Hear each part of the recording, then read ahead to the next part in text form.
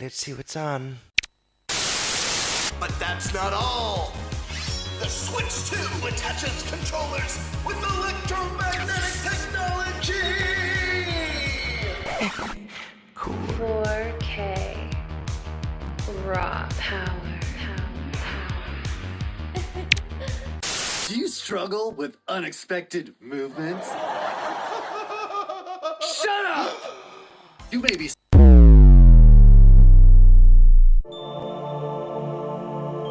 It's been a long time, Game Bird Classic. Papa? Sure. What is bothering you, my child? It's just, tonight's the Nintenbyte Podcast, and I have nothing to wear, and I'm scared. But child, the Nintenbyte Podcast unleashed a new line of merch, including sick t-shirts. Really? Here, I'll show you. Gaze into the power!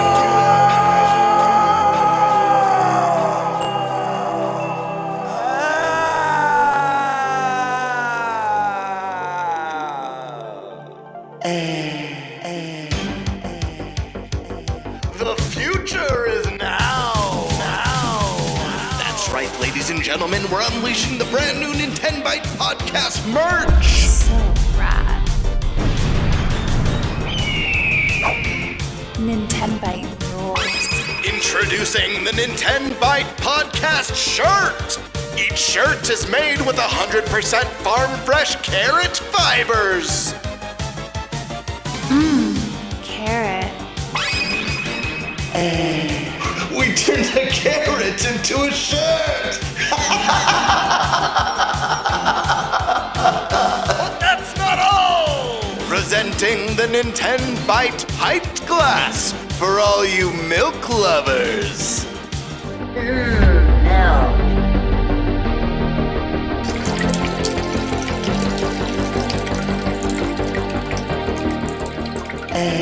Nintenbyte offers a variety of merch. And never miss the mark. I'm Nintendo Prime. I'm Thunderstash. I'm Game Bird Classic.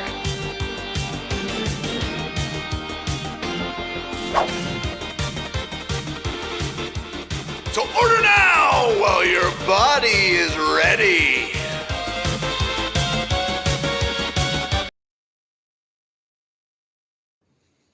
Hey, everyone.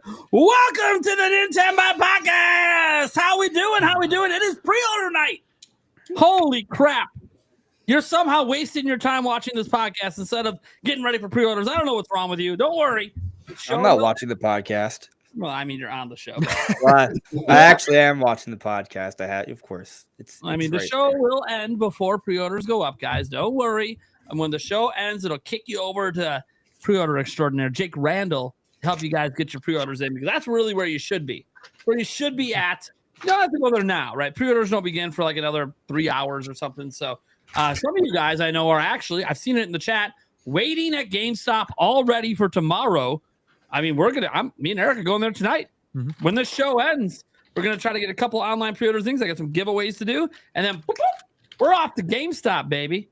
Already talked to the manager there. Everything's all cool. We're setting up the card table. I don't know if we're going to play any cards, but hey, we're going to be streaming out there. It's going to be fun. I'm going to see all you guys again, basically, sometime in the AM, whenever I decide to wake up from sleeping in a chair. That being said, how you guys doing? Welcome to the Nintenbyte Podcast. Let's go around the room, introduce everyone, and get this shindig going. Start with our guests, of course. We have Andres Restart on for an entire episode. Whoa. Assuming the episode ends before pre-orders go up. It will be. We have a hard cutoff. We will be. How's it going, people? Glad to be here. Yeah. And then Deacon Sandstorm McDowell. Yo. How you guys doing? Yo, so question is, when does your GameStop open? Noon tomorrow. Okay. So we're all on the same boat. Okay. Well, mine is 11 a.m. He told me that they might open early because he recognized who I was when I called. He recognized the voice, and I was like, Oh "Okay, man. I appreciate the VIP treatment. But that's the real thing. If Right.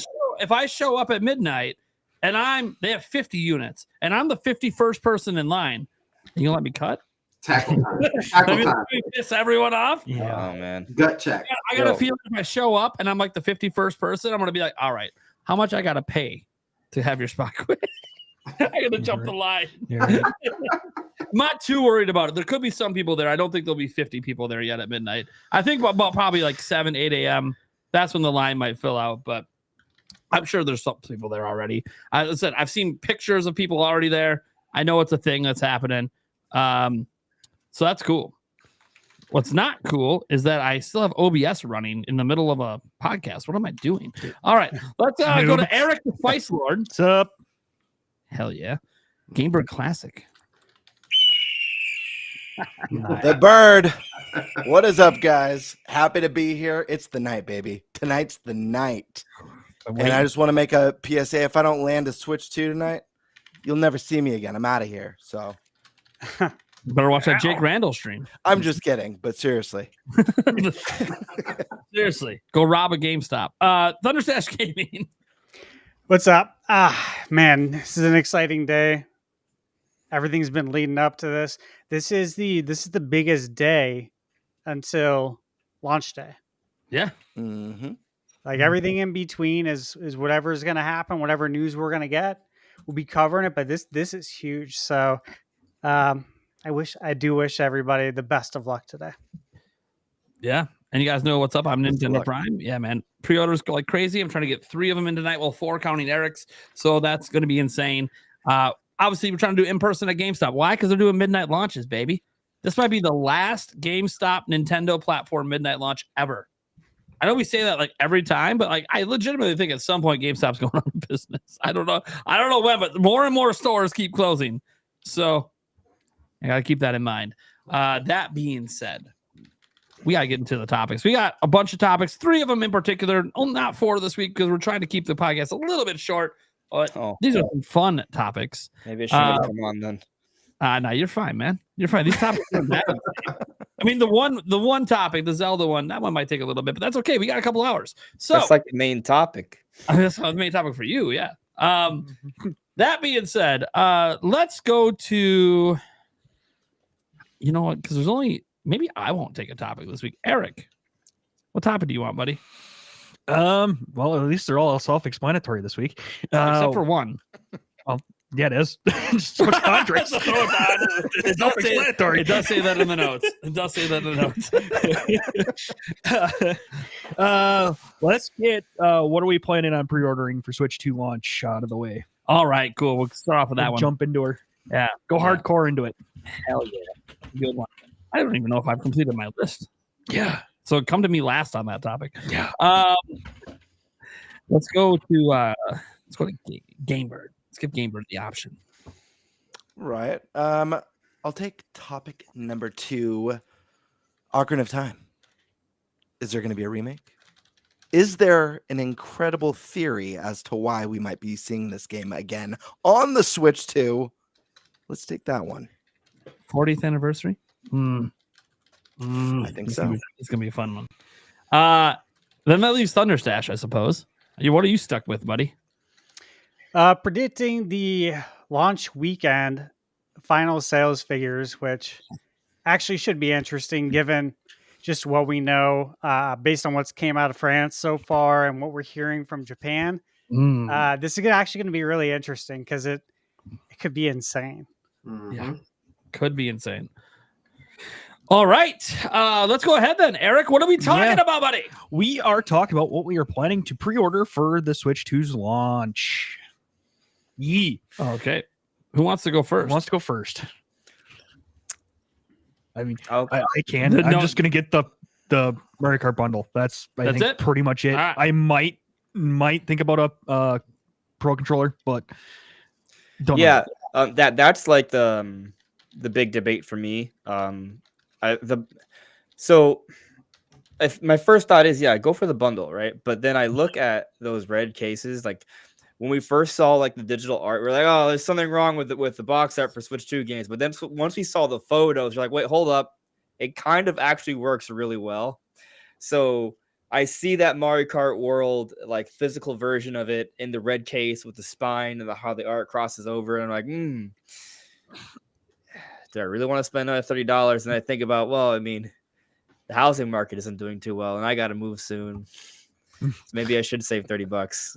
But so I have a little bit of that debate. Maybe it'll be one of those situations where if I fail to get the bundle, I will just buy.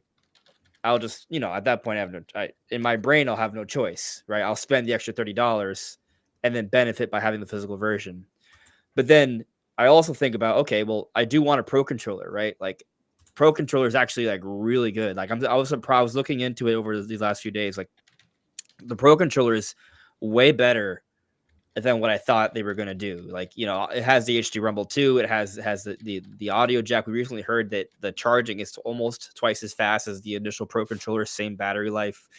And the grips, like the way they designed it, they were looking at the GameCube controller initially. So they did away with the seams, which I didn't realize was an issue I had with the Pro Controller until they said, I was like, oh, you know what?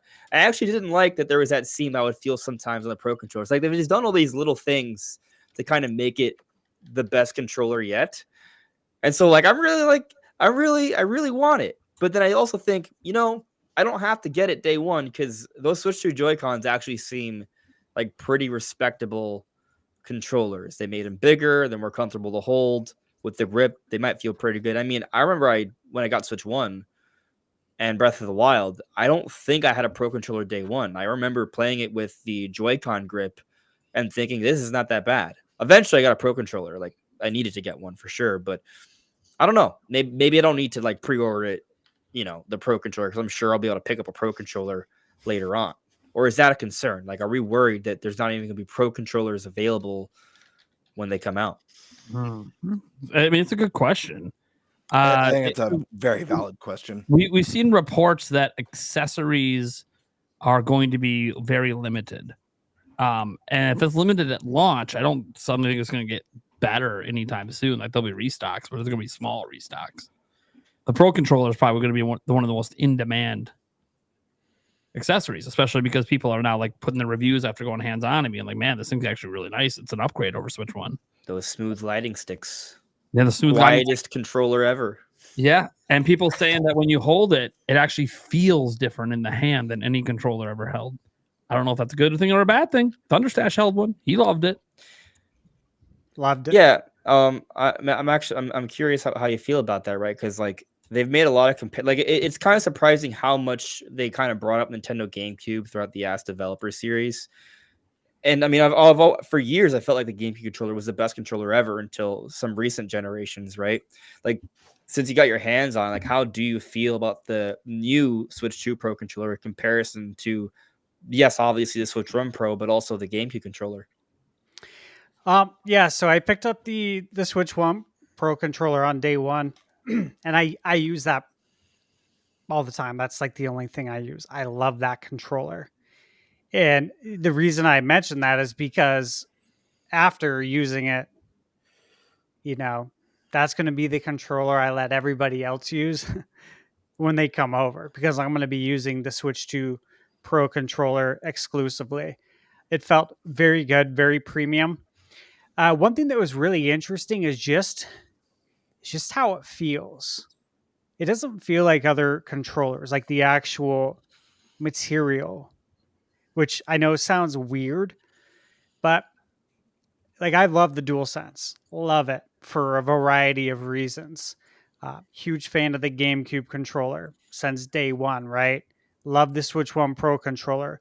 Those are like three of my top controllers in modern time.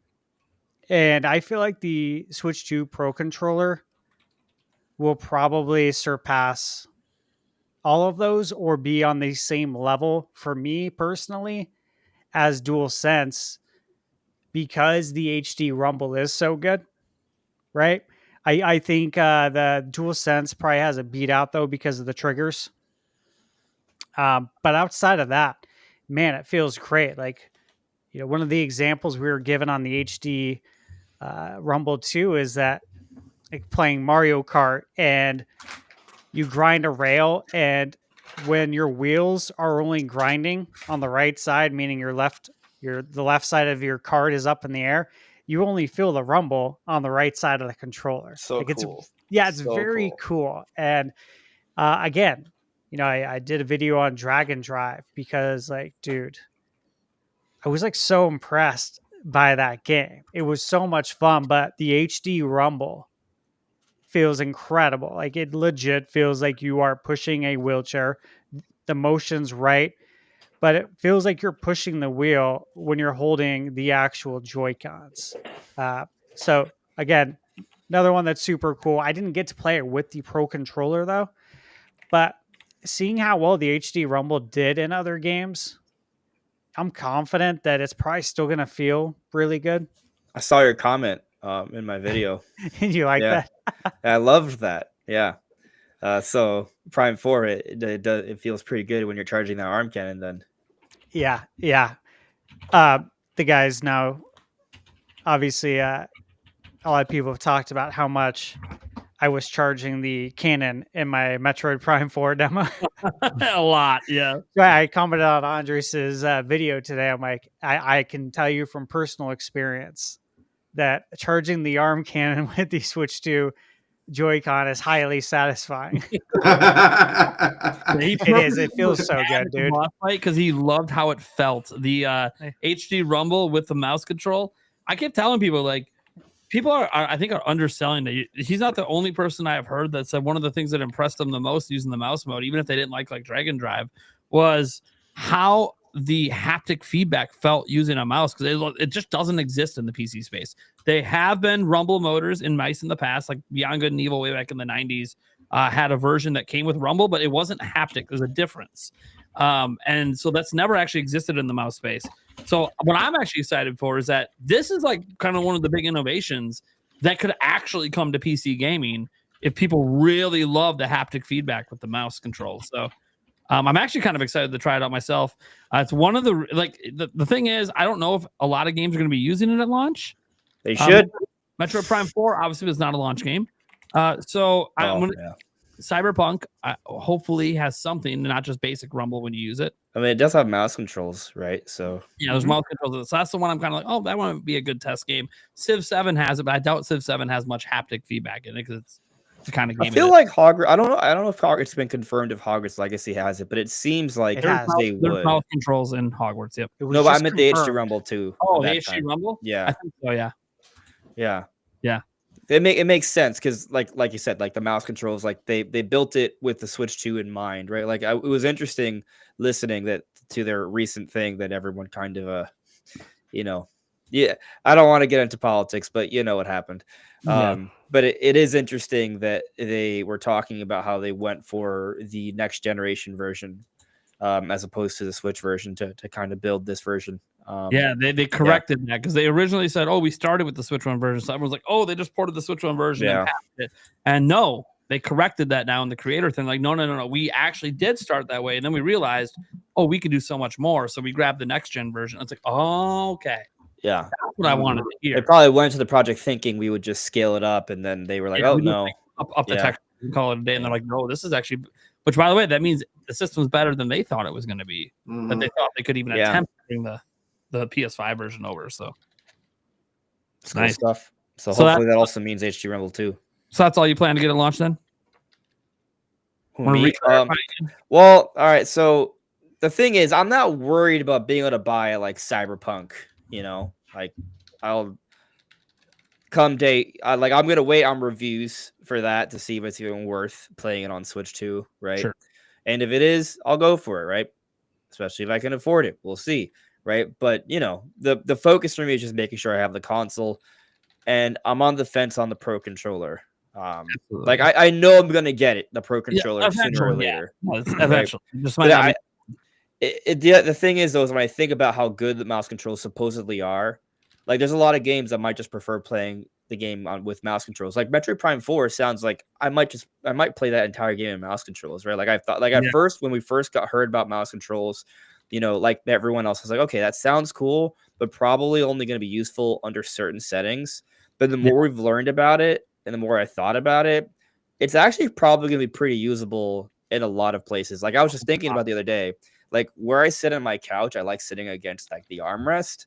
Yeah. Literally could just put The it right armrest there, right right? there. Like I don't have to like lean over on the table, right? Or I just got this new monitor, right? That is a higher, hertz. So if I want to play at 120 FPS mode here at my computer desk, I put my Switch 2 dock, I'm playing right here at my desk, standing or not, and it works really well. Like, so I might end up using mouse mode a lot more than you thought.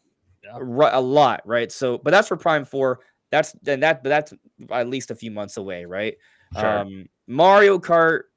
I mean, you know what? I probably will get a Pro Controller just because I'm gonna want to have multiple people enjoying HD Rumble 2 when I play multiplayer on the console. So, hey, what I will say is Nintendo Switch 2 owners guarantee the new version of Fortnite is going to use the mouse. You can click heads just like PC gamers now. That might be day one, right? Yeah, it is day one. Yep. Yeah. So is it confirmed or just widely believed it's a leaker that probably gets everything right? It's literally announced. It's going to be day one. Oh, okay. So they announced it already. All right. Yeah, that's announced. All that stuff from the leaker turns out that it was actually already previously announced. So yeah, it's going to have 120 FPS mode apparently, which is insane. So 120 FPS, clicking heads. Don't get me wrong. You can plug mouse and keyboard, by the way, into the other platforms and do the same thing. But this just comes with the platform. It's different. It's so different. With it. And by the way, that's one thing, guys. I'll tell you right now. Day one, I'll test out. I'm gonna plug a keyboard in and see if it lets me use mouse and keyboard controls. I'm gonna plug a normal mouse into. I just want to know if it works. That's cool.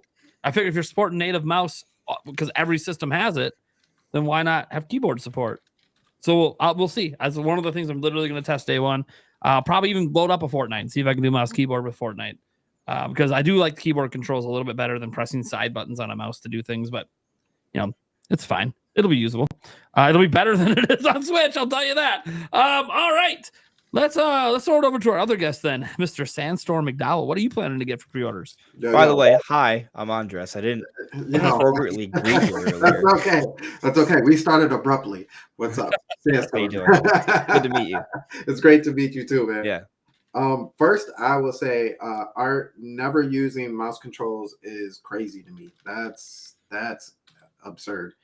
So I was looking over some of these games that were coming out. I already knew like one or two that I was getting. I didn't realize Fast Fusion was going to be one that was day and date. I mean, I know we had Fast before and it was day and date, but for whatever reason, I just thought they were going to be a little bit later, but definitely picking up that game. I think you're a fool if you don't pick up a F-Zero like fast racing game. They always look good. Yeah. And I was just looking at like shots of it, and I'm like, wow. Yeah, what was the name of it again? I always forget the name of it. Fast Fusion. Fast Fusion. Yeah. Yeah. It's not getting on a lot of attention. It's probably just because there's a lot of third-party games that launch this time. Yeah. I mean, listen, that's a must pick up. I'm sorry. Especially since we only get one a generation, you might as well pick it up. Cyberpunk was one that I was obviously going to pick up. I try and tell people this, like some people, if you don't like Cyberpunk, I understand. If you're not a huge first person shooter person, I don't know who you are, but support the game sometimes. You know what I mean? Like we've already heard about them putting the whole game on a cartridge. Gotta support that. Especially after what we heard today. Right. Everybody? Everybody? Yeah, that's right.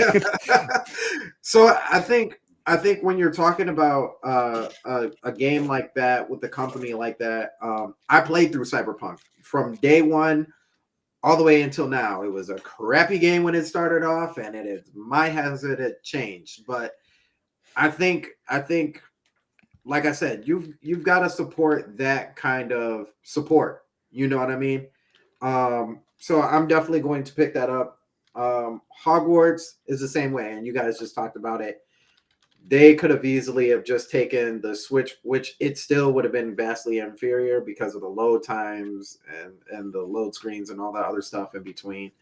It would have been still a heavily inferior version to even like the PS4 version. But the fact that they like revamped pretty much the whole thing and made a completely new Hogwarts Legacy for that, gotta support that. I gotta support the dedication.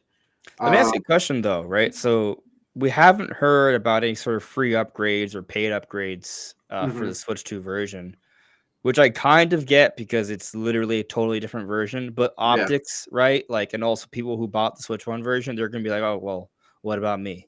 Like, how do you feel about that? Assuming there isn't any announcement of a cheap or free version that you can upgrade to. Sorry. Sorry. Like I don't know. Still play a Switch 1 version. Yeah. That's. I mean, it's unfortunate, but I don't know where and what industry, especially of today, where you've had a game that's been out for a while like that, but it's still relatively fresh, and they just like, yeah, sure. A third-party game, just be like, yeah, sure. Let's just go ahead and move this game over that was $60 that now we can charge you $70 for. Especially with how much work they put in. Nah, I don't see it. Sorry. But I also think too, I think the Switch version of Hogwarts Legacy honestly should have never been opened. I feel like that is a special piece of gaming history, if you would. World Tour. I'm buying World Tour. I know everybody gets in a tizzy about World Tour and how much it costs and the whining that comes with it. But I am very much a person who, especially with the last Switch and what was the game that came with it, but 1-2 Switch. So in a similar sentiment as Stash, like that, the feeling of the beam cannon pause. The fact that this one comes with like the whole maraca thing, like I like going to other people's houses and being like, yo, like feel this. This is crazy. Like feel all the beads and the maracas and like, oh, check this out. I like doing that. Like I'm the rooftop, what was her name? For Mario Rooftop Odyssey, she was like Karen. I don't know. It probably wasn't. Was it Karen? No, I don't know. No, I don't think it was. I know you're talking about though, like the girl who played Odyssey and went on the rooftop. Yeah. Never saw her again, but she's famous forever. Right. I'm kind of like her. Like like, oh, you got a Switch. Oh, what is that? Like, is that okay? Oh, check it out. Here, it does this and this and this. I'm that type of person. So, definitely will be picking up. And the last game that I will pick up is Street Fighter 6. But I will say the only reason why I'm picking up Street Fighter 6 is because it also comes with the Season 1 and Season 2 characters. If it was just like the base game, I don't think I especially since it's not all on the cartridge. Nah, I don't think I would be able to pick that up. So, but the fact that it has Season 1 and Season 2 with it, DLCs, I'm definitely down for it. But yeah, those and I will say to this too, this is probably the most games that I've picked up like day one, off of a system. Usually I am like 1, maybe 2 games in as far as my games, maximum 3. But I've got 1, 2, 3, 4. I've got 6 games on here that I'm like picking up day one easily. Mm-hmm. All right. Cool. Let's go to see. Eric was quick. We got the whole bottom rows done. Let's go to Gamebird. What are you getting? What are you trying to get, buddy? All right. Well, I'm in a tough position tonight because I'm very indecisive about something, and there's going to come a point later this evening where the judgment bell rings, and I have to make a decision in fast because my inability to choose with this one particular choice could affect my ability to snag a Switch 2. And that is, do I go for the Mario Kart bundle or do I go for just the Switch 2? And you know, you get the savings, you save the $30. That's a win-win. But is everyone going for that one first? And is that going to be the one that sells out in seconds? And by going for that one first and missing out on that one, did I miss my opportunity to grab the regular Switch 2? And now there's no Switches for poor old Game Bird. So I've got to make that choice. I'm still undecided. Either way, that's not a big deal for me, make or break. Obviously, I want to get my hands on the system. Not worried about getting my hands on Mario Kart World, as you know, there's going to be plenty of stock of that. And even if for whatever reason it just disappeared instantly physically, I know that I could still be playing it day one through the eShop, no problem. I do want to get the Switch 2 Pro controller. I'm very excited about that. You know, like Stash, that's going to be my primary way to play. I'm glad that the regular Pro controllers are compatible with Switch 2, and those will be for friends, family, company, kids, all that good stuff. And this might be an odd one. I don't know if anyone else here, no one's mentioned it yet, and maybe I'm crazy for wanting this, but I think I'm gonna grab the Switch 2 camera, to be honest with you. And I know it's a little bit goofy, and it's a $50 webcam for the Switch 2, but I also think there's something really novel and cool about it. And just to have that, even if it only gets used for, you know, my first month with Switch 2, just kind of having that in the game room and having that piece of Nintendo history, I think is really cool. And I also want to do some Nintenbyte Podcast Mario Kart tournaments, and how cool would it be for our dumb faces to be up on the stream. So that one join? is a definite go. Excuse me? Can I join? Yes, absolutely. Someone's gotta get that crown. That's right. It Right, might as well be you. I I'm don't pretty know. good at Mario Kart. If I'm playing, you ain't getting it. I've seen playing you with- play Mario Kart. Are you sure? You haven't seen me play Mario Kart World, have you?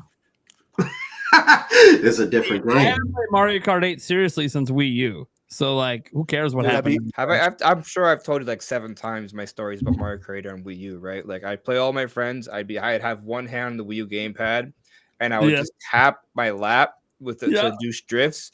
I'd finish with like a minute or two to spare. I would go get ice cream and soda while my friends would still be finishing. Like It's those are you know the 2014, 2015 days. Like I'd be careful, Andres. I don't know if you know this, but here at the Nintenbyte Podcast, things have changed a little bit. We use assisted steering on this podcast, so you better look out, buddy. All right, so like that will piss me off, but not because I think I'm threatened, but more so because I'm like, you're not enjoying the real game.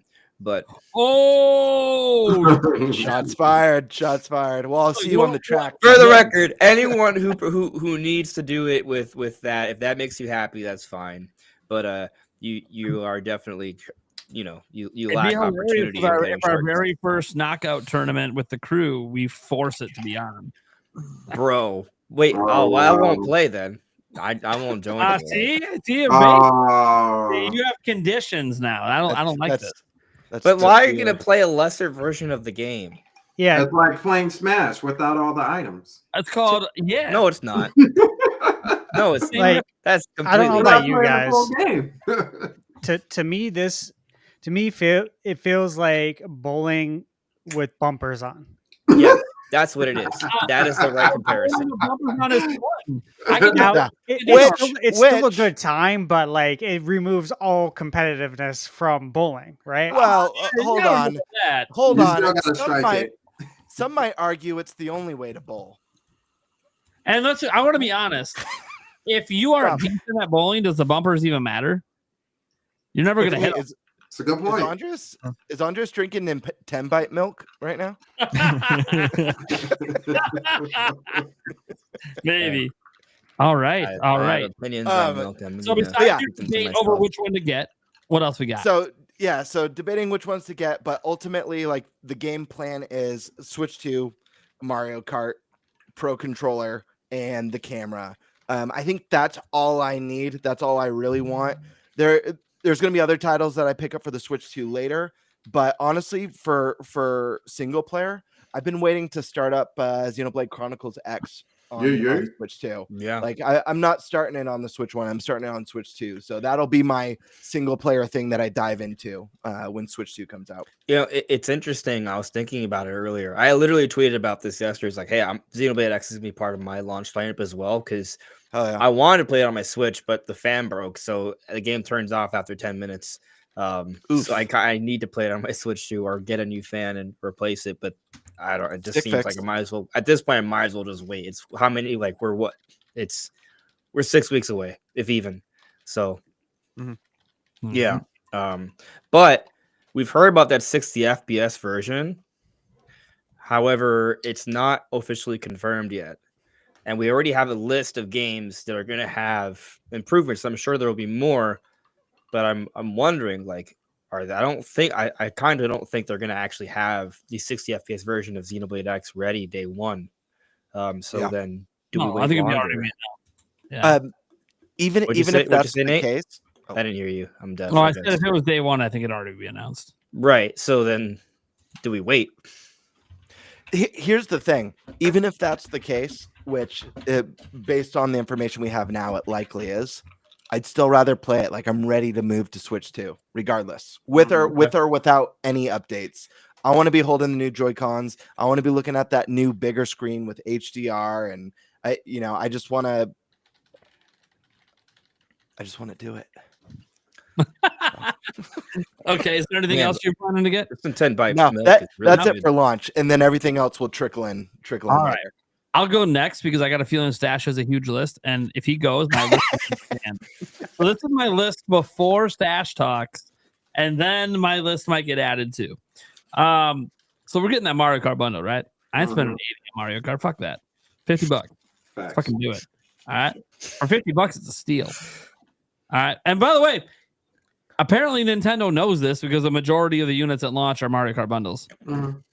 Like literally, it's like 70%. Bold prediction. We're going to see this bundle for 8 straight years every holiday. I know it's temporary. Yeah, okay. Maybe temporary until next holiday. Maybe like in January, they don't make any more of them. And then it's coming back like in October. So don't worry about it. It's going to come back around like every holiday. Next year will be a themed one with skid marks on the dock. Oh, there we go. I'd be pissed. Why was that launch? God damn it. Anyways, Pro Controller, absolutely. I'm assuming since I'm planning to do GameStop in person, and I'm going to be one of the first people in the line that they'll probably have allocated accessories per store as well. So I'm hoping that I can get that in. If I have to do it online, that's going to suck because I'm not planning to order the accessories online. So if they tell me that's the only way to buy them, that's a problem. Then I missed out. But yeah, Pro Controller I plan to get. One thing I plan to get because I already have it, 1 terabyte micro SD card. Oh, don't show me that. Baby. The pain. Baby. I'm already ready to go for that. So did you buy that or was that sent to you? No, I bought it. I have one too. I may be working with a company later this summer, but they don't have any stock, so there's nothing to do right now. So no, I bought this. Yeah. Anyways, that arrived like That's a Monday. terabyte, you say? It's a terabyte, yeah. Micro SD Express. It's the might just fast be able to fit on Elder Scrolls. Maybe. Anyways, so that I would say would be part of my pre-orders, but obviously I already bought it. But anyways, I count it as part of my day one because I'm literally not opening that up until I have the Switch 2 because that's all it's for. I am planning to get the Switch 2 camera. Not the Piranha Plant one, which apparently isn't even sold in the US anyway, so who cares? Only 480p. Yeah, it's only 480p. There's 2 reasons I want to get the Switch 2 camera. One, I want to see if there's any benefits to that camera over just using any other webcam. I have other webcams around. They said you can use it. I want to test it. And look, let's just be honest. I'm probably not going to use a lot of the game share stuff where like people are like sharing their games with their friends while they're playing.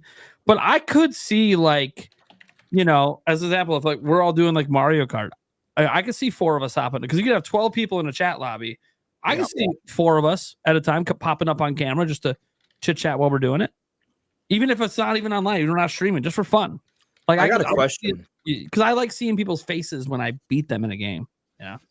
There, they can see my face. I will like to watch your face still racing as I go to the kitchen or whatever.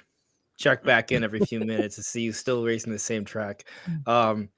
Jokes aside, I got a question because I haven't seen this yet. Now, granted, I haven't looked very hard for it, but do we know if the voice chat or game chat is going to have a non kind of camera option? Yeah, you don't have to use a camera; it's optional. Yeah. Right. Well, okay, but you still like when we see in game chat, we still see like the squares for each player. Yeah, like, I think you could turn those off. Can it just be full screen game and you still just see the audio in the background like normal voice chat? Yep. Yeah. Okay. Yep. Then there's maybe that was in the overview and I just wasn't really. Yeah, it was. Yeah, there's a bunch of options. They showed it at the Switch 2 experience. People who got to mess with it. There's a whole bunch of options. You can have pretty much. You don't have to have people on screen at all. They just focused really hard on like, hey, look at what our chat can do. Yeah, this is cool. The other ones don't do. Now, I guess you can't really do that on the other platforms, right? Like, I don't think there's like a. There's not an option for that. Some people will go, well, Discord. I'm like, okay, yes, but Discord doesn't have the AI to get rid of your background and put you in front of the game you're playing with 4 different people. Like, it just doesn't do that. And not just, and you would have to incorporate your computer, right? Like, I know Discord there's a Discord app and stuff, like. But but it doesn't work. It doesn't work. It doesn't work that way on console. No. Yeah. And it looks like Discord too. Like, I wouldn't be surprised if like they worked with Discord behind the scenes or something. Like that would be. I'm not saying they have, just for the record, but it looks very similar. Whenever Switch 3 comes, one of the big upgrades is all those camera feeds will be 30 FPS instead of 12. Just like they'll have more allocation. And they literally said the reason that it runs at such a low frame, I think they said 15 frames. The reason it runs at such a low frame rate is because they did not want to impact game performance. They didn't want to take more RAM away from games. So honestly, it's a good choice. It's a cool idea. It's one of those ideas that we really fully fleshed out 1 gen from now. But it's kind of neat to have it at least for people that want to take advantage of it. And it is cool that like you can peep in and see what your friends are playing. It's kind of cool, and you can actually full screen what your friend is playing too. You know, like if you're like, oh, we're just in a chat, I'm not even playing a game. Oh, you're playing like Elden Ring. Hey, I want to full screen you and see what's going on. I hope in cases like that they allow it to run at full frames. It probably doesn't because it's related to the OS stuff. You know, I think about it because sorry, I didn't mean to cut you off. Oh, go ahead, Andres. I'll jump in afterwards. Oh no, I was just gonna say a quick thing. Like I think about like I don't play a lot of online games with people, but like there have been times I've wanted to play Fortnite. Or like I see my friend playing a game, I'm like, all right, well, let me watch, right? And like you can watch, but it's not like a quick and seamless thing to set up. This seems like pretty easy, like seamless. Like you just press the game chat button, but whatever that little weird clicky bubbly turn thing your is. Game on, turn a game off, whatever you want to do. Yep. Yeah. So I mean, you know, it's maybe kind of a bigger deal than a lot of. I think more people will use it than they might realize right now, even without a camera. Yeah. But you know, you don't know until it's in our hands. One thing I do like is local voice chat, and you don't have to be playing the same game. So that is really cool. I hope they didn't tease this, but I hope this means they'll eventually add messaging, so I don't just have to like call people up. I didn't see any evidence of messaging. I didn't see any evidence of that either. But I think that would be a great use for the Nintendo app. Honestly, the Nintendo Online app. I mean, when I do my messaging on the PlayStation 5. I don't do it on my console because it's a pain in the butt to type in with the controller. I do it on my phone with the Sony app. Yeah. But what I was going to say was text them, but you know. Yeah. My friends on Switch, I don't have their numbers. That's true. Yeah. That's true. Yeah. But what I wanted to add is that I actually think it's quite impressive seeing Switch 2's voice chat with the screen sharing of your different friends, regardless of what they're playing. Obviously, they're screen sharing on the PlayStation 5. The PlayStation 5 is it's a pretty beastly console. But even when you stream share to one person one game, it could oftentimes be kind of choppy or drop resolution or have to like buffer for a moment. It's not this smooth, beautiful experience. So the fact that the Switch 2 is even doing it and doing it with up to four different games, not including what you're playing, is quite impressive. And Sony, you can't do up to 4 different with plus what you're playing. So it's pretty cool. It's impressive. Sony does have that other option though, like you can drop in someone's game and help them. That's pretty cool. But it's Nintendo doing Discord Nintendo's way. So hopefully it keeps expanding. And here's the thing: this is what it's like at launch. I think it's just going to get better. I'm hoping over the course of the generation. I hope it's not like the eShop where they just let it rot. But we'll see. Again, messaging is one of the things I would love to see them add in. Maybe it's there and they just haven't told us yet. Who knows? Because look, the bottom line is if you're going to include cameras and let people be on camera, that includes kids. Then, like at this point, why are you holding back messages? Right. Yeah. Like there's no logical reason to not have it. Yeah. All right. So getting the camera, right? I might get the official Switch 2 carrying case. I'm not sure yet. But I need a case at launch. And at launch of Switch, I had the Breath of the Wild Special Edition, which came with the case, which I'm going to be rocking tonight when I go to GameStop because, hey, got to kick it back. Got to kick it back to day one Switch. So, because I have all these other cases. Yeah, Eric's got his. I'm gonna be rocking mine. Anyways, so I need a case. I just need one at launch. It is what it is. There's, I could get a third party one, but I don't know what kind of grips I'm necessarily going to go with. I'm going to go with grips at all. I do know one that I'm going to buy, but it doesn't have a case per se. It just is its own thing. So I feel like I'm going to get the official Switch 2 case, even though it's usually not the best one to get. But I need something at launch. I just need something. So I'm going to do that. And I'm only saying maybe because one thing I am buying, maybe once I have it, and because I have like the dummy unit, right? I know Andres has one too. Like when I get somewhat distracted, the Miami Heat might beat the Cleveland Cavaliers. Oh, did they come back? They probably won't. They probably won't. But they're down 2 with 4 minutes left, and Tyler Hero is apparently playoff hero. So okay, I get it. It's like me when I was watching the Bucks. I barely paid attention, and then all of a sudden, oh my god, it's a 2-point game. I'm just saying, like, because while you were talking, I was like, I'll just like put it here in the background. I'm like this, like it's like I don't know what you just said. I'm sorry, but I'm excited. All right. Okay. Anyways, so the reason I said maybe get a carrying case because one of the things I'm going to be getting is the Kill Switch case for Switch 2 from D Brand. It's the only third-party accessory besides the micro SD card express that I know I'm 100% getting. Well, 2. There's one more, but I don't know which one I'm getting. Because once I have that and I put it on this dummy unit, because I think I'll have it before the Switch 2 comes out, based on what I'm understanding from them, they're going to ship them before, because I already have a pre-order in for it. If I like it a lot, then maybe I won't get the carrying case because it probably won't fit in the carrying case, right? So that's why I'm like, we'll see. If I don't like it a lot, and I think there's going to be a lot of situations where I'm not using that, then yeah, I'll get the case because I need something to put it in. The only other third-party thing I'm probably going to get is a screen protector. Definitely. I don't know what I'm going to go with. I don't know if I'm going to order on Amazon.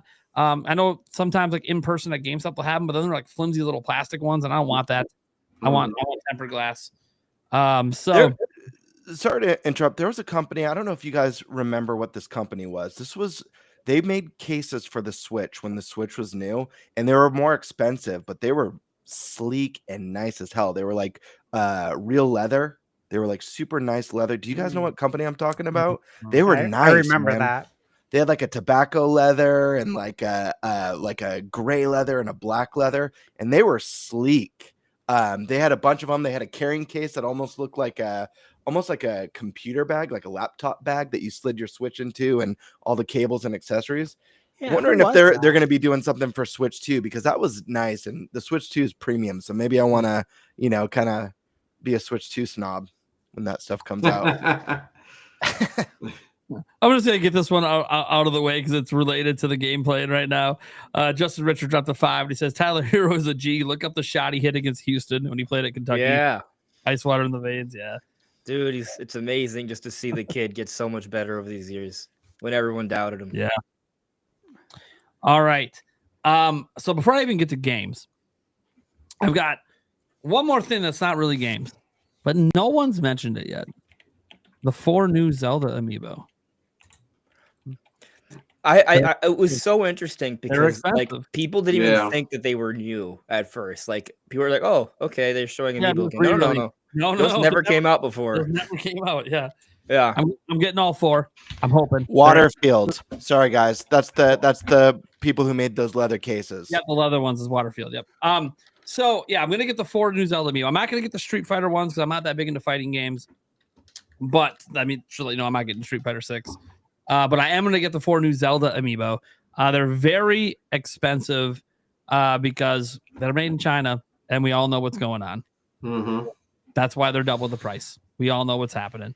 It is what it is. I'm a Zelda guy.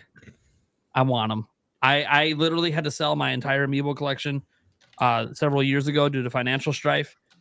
It's time to rebuild, and I'm going to start by trying to get every single Zelda amiibo all over again. So this is a great way to start. Get the brand new ones, then I can slowly over time dip down trying to get all the old ones. I think the only one I have right now is I have the Tears of the Kingdom one, and then I have the N60. No, I think it's a Smash Bros one. I got that one. A fan sent it to me, and I refuse to sell things that fans send to me. So, because I just think that's mean. Like, you don't send someone something that out of the kindness of their heart, and then you're like, "Oh, I'm going to sell it." Like, no, fuck no. This isn't a Christmas present from mom and dad. This is like a fan went out of their way to send me something. Like, yeah, I'm going to keep that shit. Please don't send me some like weird broken treadmill. I already have one in my house. Now I'd feel obligated to keep it. Anyways, So you're saying if I take a dump in a box and then ship it to you, you'll keep it? you're not a fan, so no. I'll Eric, probably Eric, settle down, dude. and light it on fire and make sure you're not home. Your parents are home. So then you have to. Your mom starts bitching to you when you're at work. Why is there a flaming pile of shit in my front door? Fucking teenagers, man. Eric, I love how you barely talk on the podcast, but then when you do, like, this is the sort of commentary you offer. Yep. Oh man. All right. So Zelda amiibo. That's. I'm surprised. Literally nobody even brought up even getting one of them, let alone a couple. All right. So then we get into the games, right? On Switch, I actually owned every single launch game at one point on Switch. Not going to do that this time around. One, there's more. They're expensive. I don't need all the game keycard games. As we learned today, a bunch of the third-party games are game keycards. Not all of them, but a bunch of them are. So, look, I'm getting Cyberpunk. Right, obviously I have Mario Kart World with the bundle, so I'm getting Cyberpunk. Got to support that, putting everything on the cartridge. If we don't support something like this, everything's going to be game key cards. Mm-hmm. It is what it is. They are taking a hit. The cartridges are clearly really expensive, hence why people are going with game key cards. It's a 64 gig cart, biggest we've ever seen on a Nintendo platform. They're legitimately like paying the Switch tax and not really overcharging. $70. I know, guys, you can talk about, I can get it on sale. Okay, yeah, that's great. It's never been on Switch 2. Okay, it'll go on sale on Switch 2 someday too if you want to wait. But yeah, I'm gonna got a day one that. Whether I don't even know what the reviews are gonna say about it. Don't really care because reviews I often disagree with unless it's Thunderstash, and he already gave me his first impressions and they were pretty good. So that already is like, I gotta get that day one. Gotta support it. Gotta support the physical. Like I'm someone that actually buys most of my games digitally. But I don't want physical to go away. So when a third party is doing something that everyone else is like, nope, we're out, we're not doing it, it's too expensive. No, fuck that. I want them to sell millions of that on Switch too. Because if they do and the other ones don't, it might show them, hey, people will fucking buy your game if you put it on a cartridge. Facts. Like that's just the way I am. So I gotta support it, even though it's 70. Thankfully, because I'm doing GameStop, I don't gotta pay it all at once. So I can do it over time. Multiple paychecks. That's why I'm like, this is a pretty big list. By the way, Cyberpunk 2077 is like the one game I can't find on any retailer's website right now. So still can't either. Yeah, so it might not be available to pre-order tonight or tomorrow, but we'll see. It obviously, maybe they're trying to figure out the physical allocation still, and so that's why it's not up yet. But we'll make that work. All right, Hogwarts Legacy. Look, this one hurts because I own it on Switch 1. I really wish I didn't buy the Switch 1 version. Look, you never know. It may be worth something down the road. I enjoyed it but I bought it digitally, so I can't even sell it to pay for the. Brutal. And I don't know if that game's even available physically, or if it's just digital only, or if it's a game key card. I've been looking online. I can't figure it out. So, but either way, I'm getting Hogwarts Legacy. I love Harry Potter. Is what it is, and it was a lot of fun despite the issues on Switch. It's just going to be so much better. I might actually beat it now that it's on Switch too. So that's a big deal to me, and I really enjoy that game, and I hope we get more of those Hogwarts games out there in the future.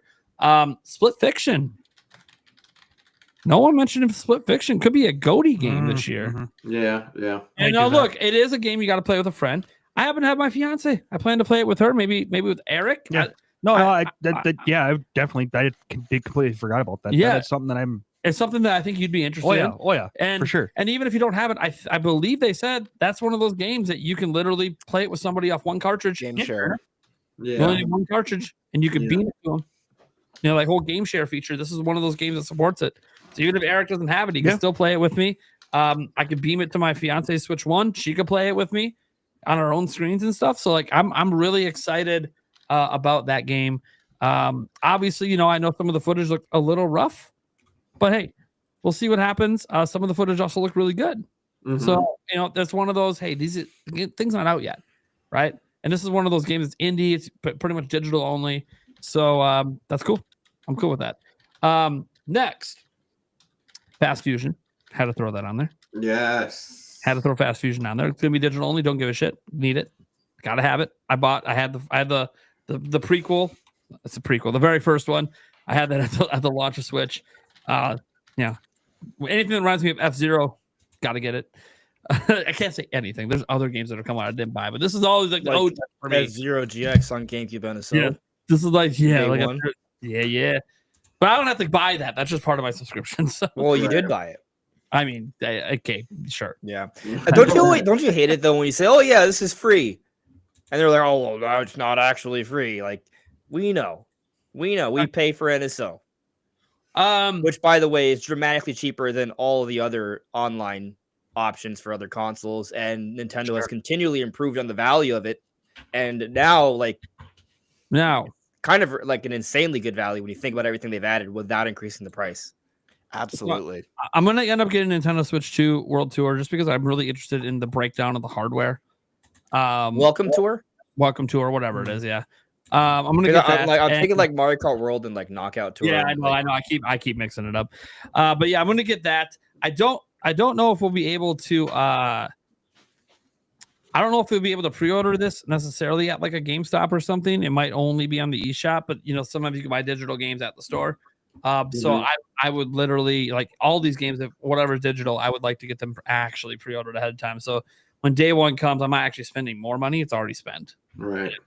Not that I won't navigate the eShop and maybe make one purchase just to be like, hey, let's see how the eShop works and how this whole process goes. I'll probably do it on stream, which means I'll probably buy an eShop card so I can put some money on there, so you guys don't have to see my credit card information when I try to check out. In fact, I'll make sure there's no credit card, so it's only using the eShop. Hey, quick side note. Speaking of the eShop, and I don't want to go into details about all that other crap about the eShop, but I really hope this time around we get something a little quirky with the downloads like we used to get. As it would download. Yeah. We haven't seen anything downloaded off it yet, so we don't know. Okay, and then last, look, I have to. So there's two things I have to have it launched just for testing purposes. I need a game keycard game. I just have to have at least one. I want to test how it works. Putting it in Eric's Switch, putting it in my Switch. With those online checks, can we just swap the cartridge back and forth? And then once the online check is done, it just works? Or does it have to do an online check every time it gets put in a different Switch, even if they've already had it checked once? So like we don't have an answer to that stuff. Nintendo's never going to answer that stuff. I need to know. I need to know what happens. I also want to just know what happens if I stick it in a Switch 1, since now we know Switch 2 cartridges can actually be put in the Switch 1. So like what's the Switch 1 say when you put a game key card in? Obviously it's not going to play the game, but what error message does it give you? So, because we know some Switch 2 cards will just work in a Switch 1. So like then you got to sell it, Nate, so you can tell everyone that you can sell these. That too. Yeah. That too. Yeah. See, that's how you wrap it up. For myself at a GameStop, trade in the game in for credit. just to Yep. prove that you can sell it. Oh, that would be And great. just vlog yourself doing it. To everyone who Yeah. said you can't sell these things, Yeah, watch me. literally. And I then just walk did. right in. And Yep. and this is just the worst way to sell it. You should really sell it online to someone. But I'm just proving you could even go to GameStop and do it. Yeah. So I got to get a game keycard game. And I'm not really sure, obviously some of the games I mentioned might be game key cards, but they also might be digital only. So, Bravely Default's always one because it's cheaper, right? It's a cheaper one to get, so I don't have to spend so much money. But I've also thought about Yakuza because I know that's a game key card, and maybe like I can just get some cool footage for comparison purposes before I go and trade that back in. I'm not a huge Yakuza guy, but it's a big third-party game coming to Switch 2 that can make good comparisons. So those are kind of the two I'm thinking of. I'll probably go with Bravely Default just because it is cheaper. And I don't really care if I resell it because I already beat that game before, so I'm not really that interested in replaying it. But again, kind of throwing money away to test things. But if I'm going to throw money away, might as well go with the cheaper game. Again, this assumes that when I go order like something like Hogwarts Legacy, that like that's not a game key card. Because if it is, well then there you go. I don't have to worry about it because it's a game I already wanted. I also have to have a Switch 2 edition game. Again, testing purposes. You know what we don't know? What if you take Tears of the Kingdom Switch 2 and put it in a Switch 1? Can you play? We don't know. Well, I'm going to find out because I'm going to get Tears of the Kingdom, and I hate it because it's $80. But the only reason I'm thinking about it is one, the Breath of the Wild one doesn't have the DLC, so like I don't really want it. And I already have. I already own these games, right? So I already get the upgrades for free.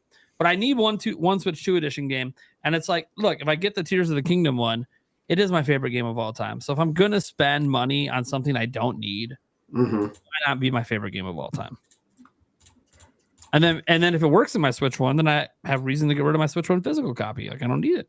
I can actually go trade that in towards credit for something. I'm not going to trade in all. I have like 2 Switch.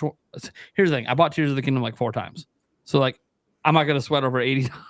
I've already bought it 4 times at 70. So I have the Japanese version because I couldn't wait to play.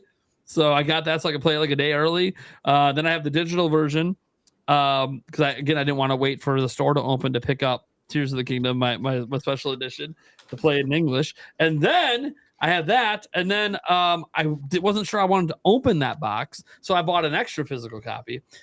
I'm an idiot. All right, so I already have 4 copies of the game, and I'm gonna have 5. But you know what? And you know what sucks? I'm such a Zelda nerd that when I sit there and I look at the box on my shelf, I'm gonna be like, well, I need Breath of the Wild to complete it, right?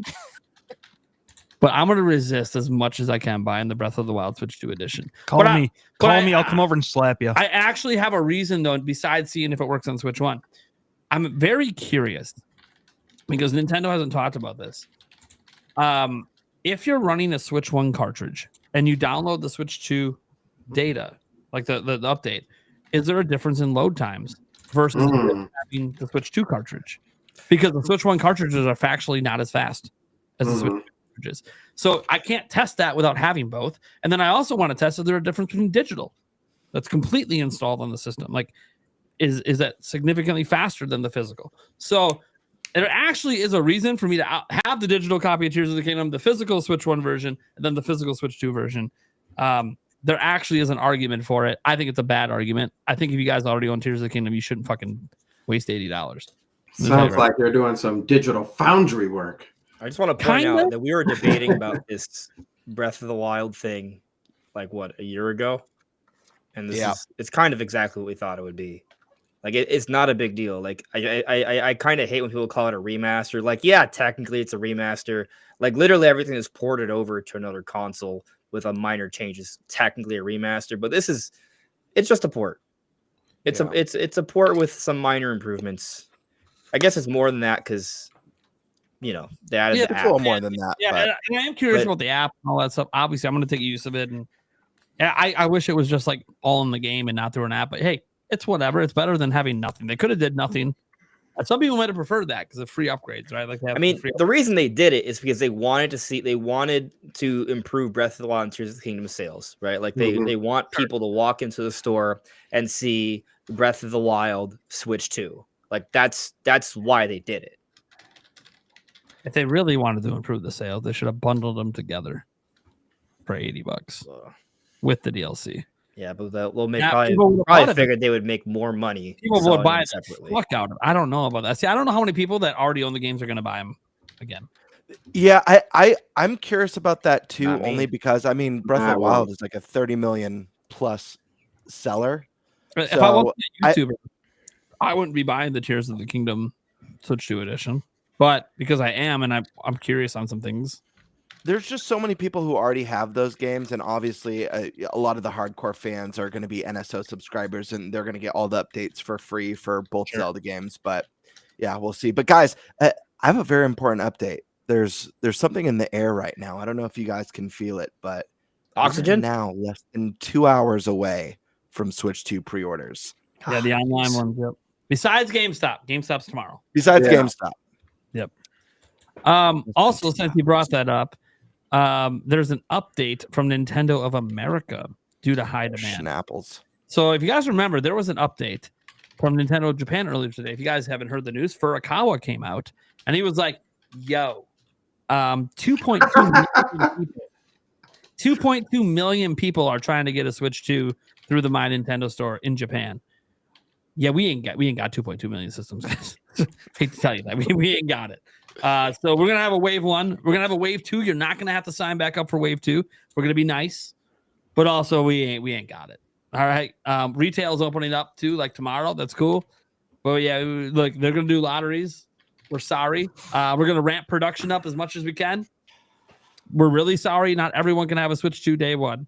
And I'm like, oh, okay, Japan's going nuts. Well, guess what? It looks like the same thing's happening in the United States. Update from Nintendo of America. Thank you for those of you who have already registered your interest for purchasing from My Nintendo Store. We're thrilled by the enthusiasm for Nintendo Switch 2. Due to the very high demand, we will be working diligently to fulfill orders as products become available. But delivery by June 5th is not guaranteed. Your invitation email may arrive after the Switch 2 launch. We'll confirm your shipping date upon purchase. If you wish to increase your opportunity of obtaining the Switch 2 system at launch, please visit participating retail partners. Oh, they're literally saying we have too many fucking people trying to get it through our website. You're not getting a day 1. Some people are it's not happening. It's the same shit Nintendo's happening in Japan. They didn't give us a number, of course, like the 2.2 million. They didn't give us a number, but Doug Bowser, it hasn't been the best at communicating. So it would have been nice to hear some numbers, Bowser. But still, this literally is from Nintendo of America, guys. There will literally, if you're hoping to get it through the My Nintendo store, this is why the retail pre-orders matter so damn much. One, there's no guarantee you're even going to get through. And even if you do, there's no guarantee you're getting it on launch day now. Because they don't have enough. They don't have enough.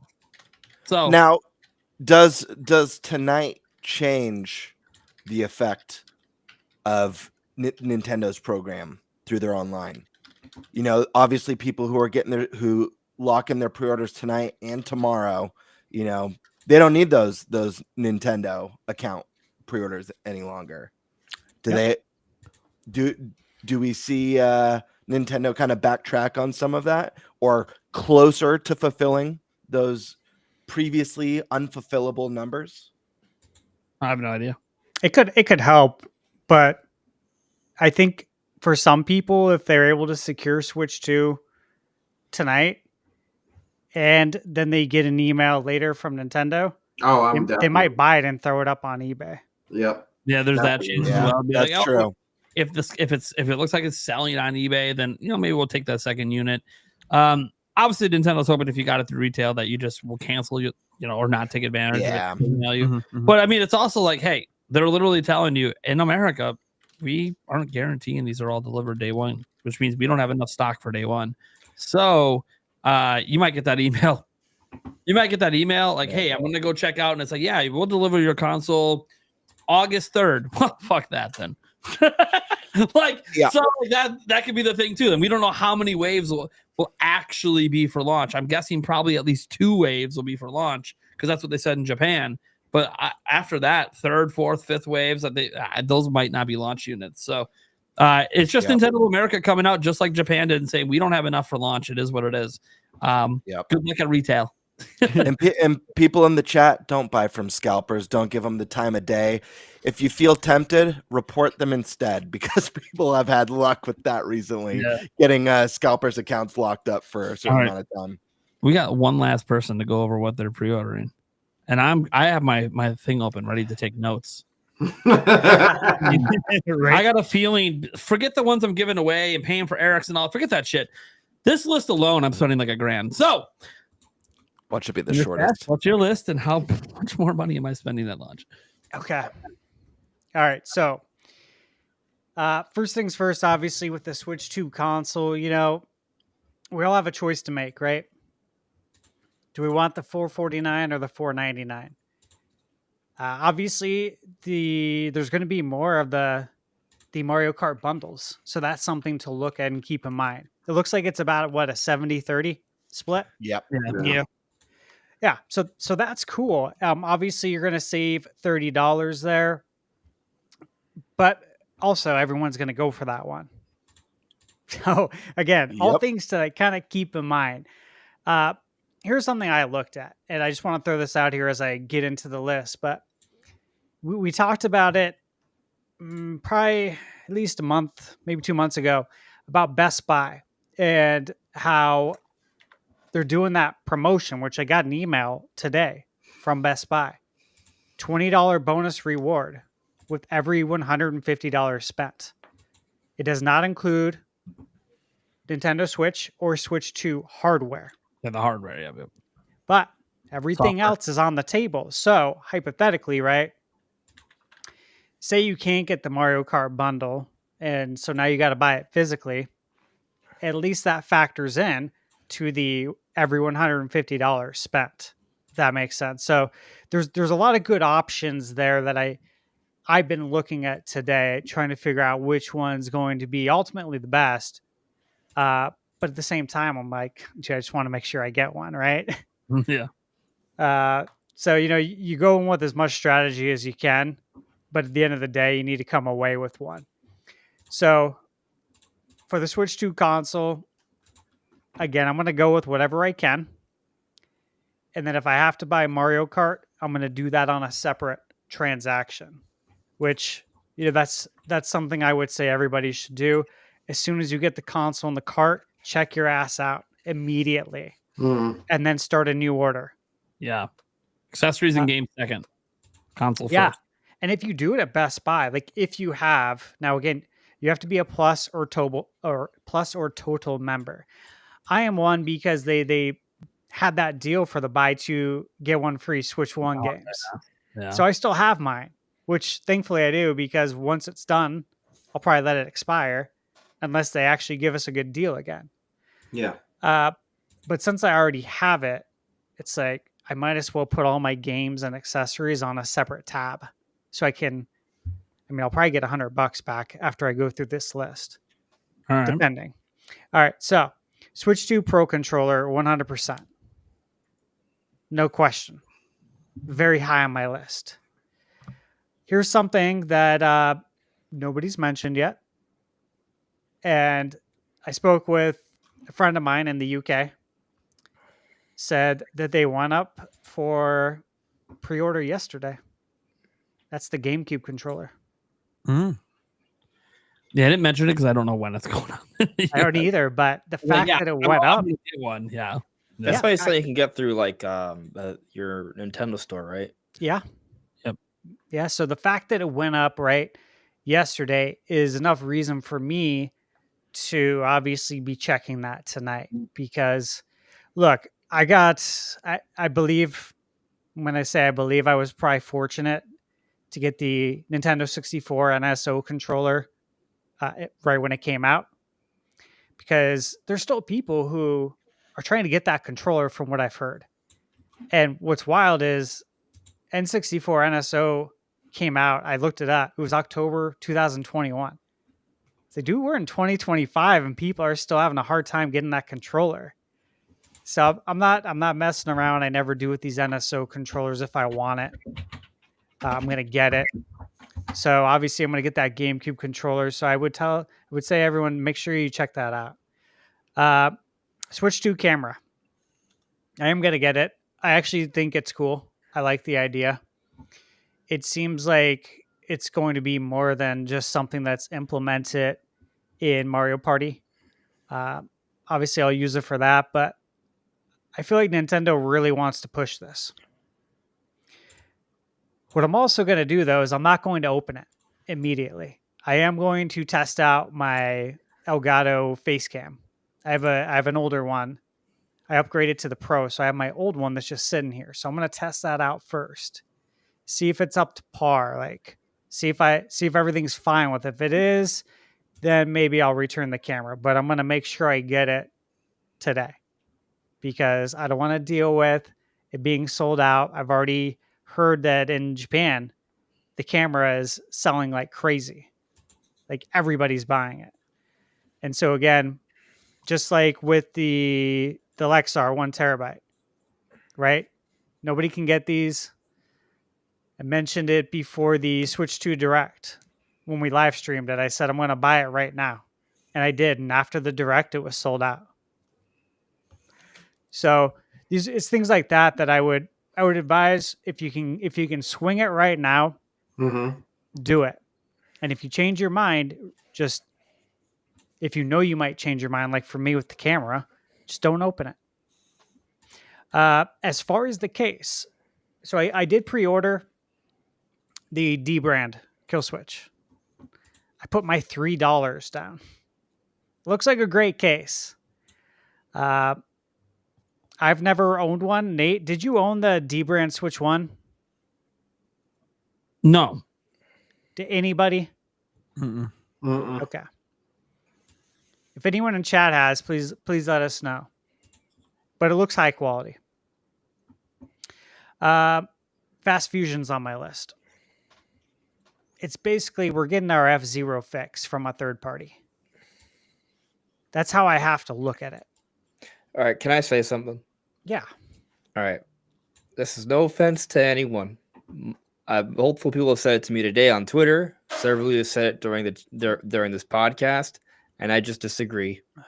I don't like comparing Fast to F-Zero. I get it. Futuristic racer. When I've played the Fast games, there is that memory. I do kind of think about, man, what would a F-Zero game look like? But they feel so different. I just want to say my piece on that, but I still understand the comparison because at least visually, Sci-Fi Racer, there are some similarities, but there are differences between the different Sci-Fi racers like Wipeout and such. They all feel pretty different. I feel like when people play F-Zero GX on GameCube and SL, they'll be like, oh, okay, I see how there's a lot of variance here. Anyways, that I said my piece. Totally. And I get you on that. And, it's also missing just all of the Nintendo charm that you get with F-Zero, the characters. There's a lot to it. Soundtrack as well. F-Zero soundtrack's badass. So, yeah. Bulging pecs and deltoids. Can't beat that, man. Yeah. I am getting Bravely Default. Not just because it's a, Switch 1 keycard game or Switch 2 keycard.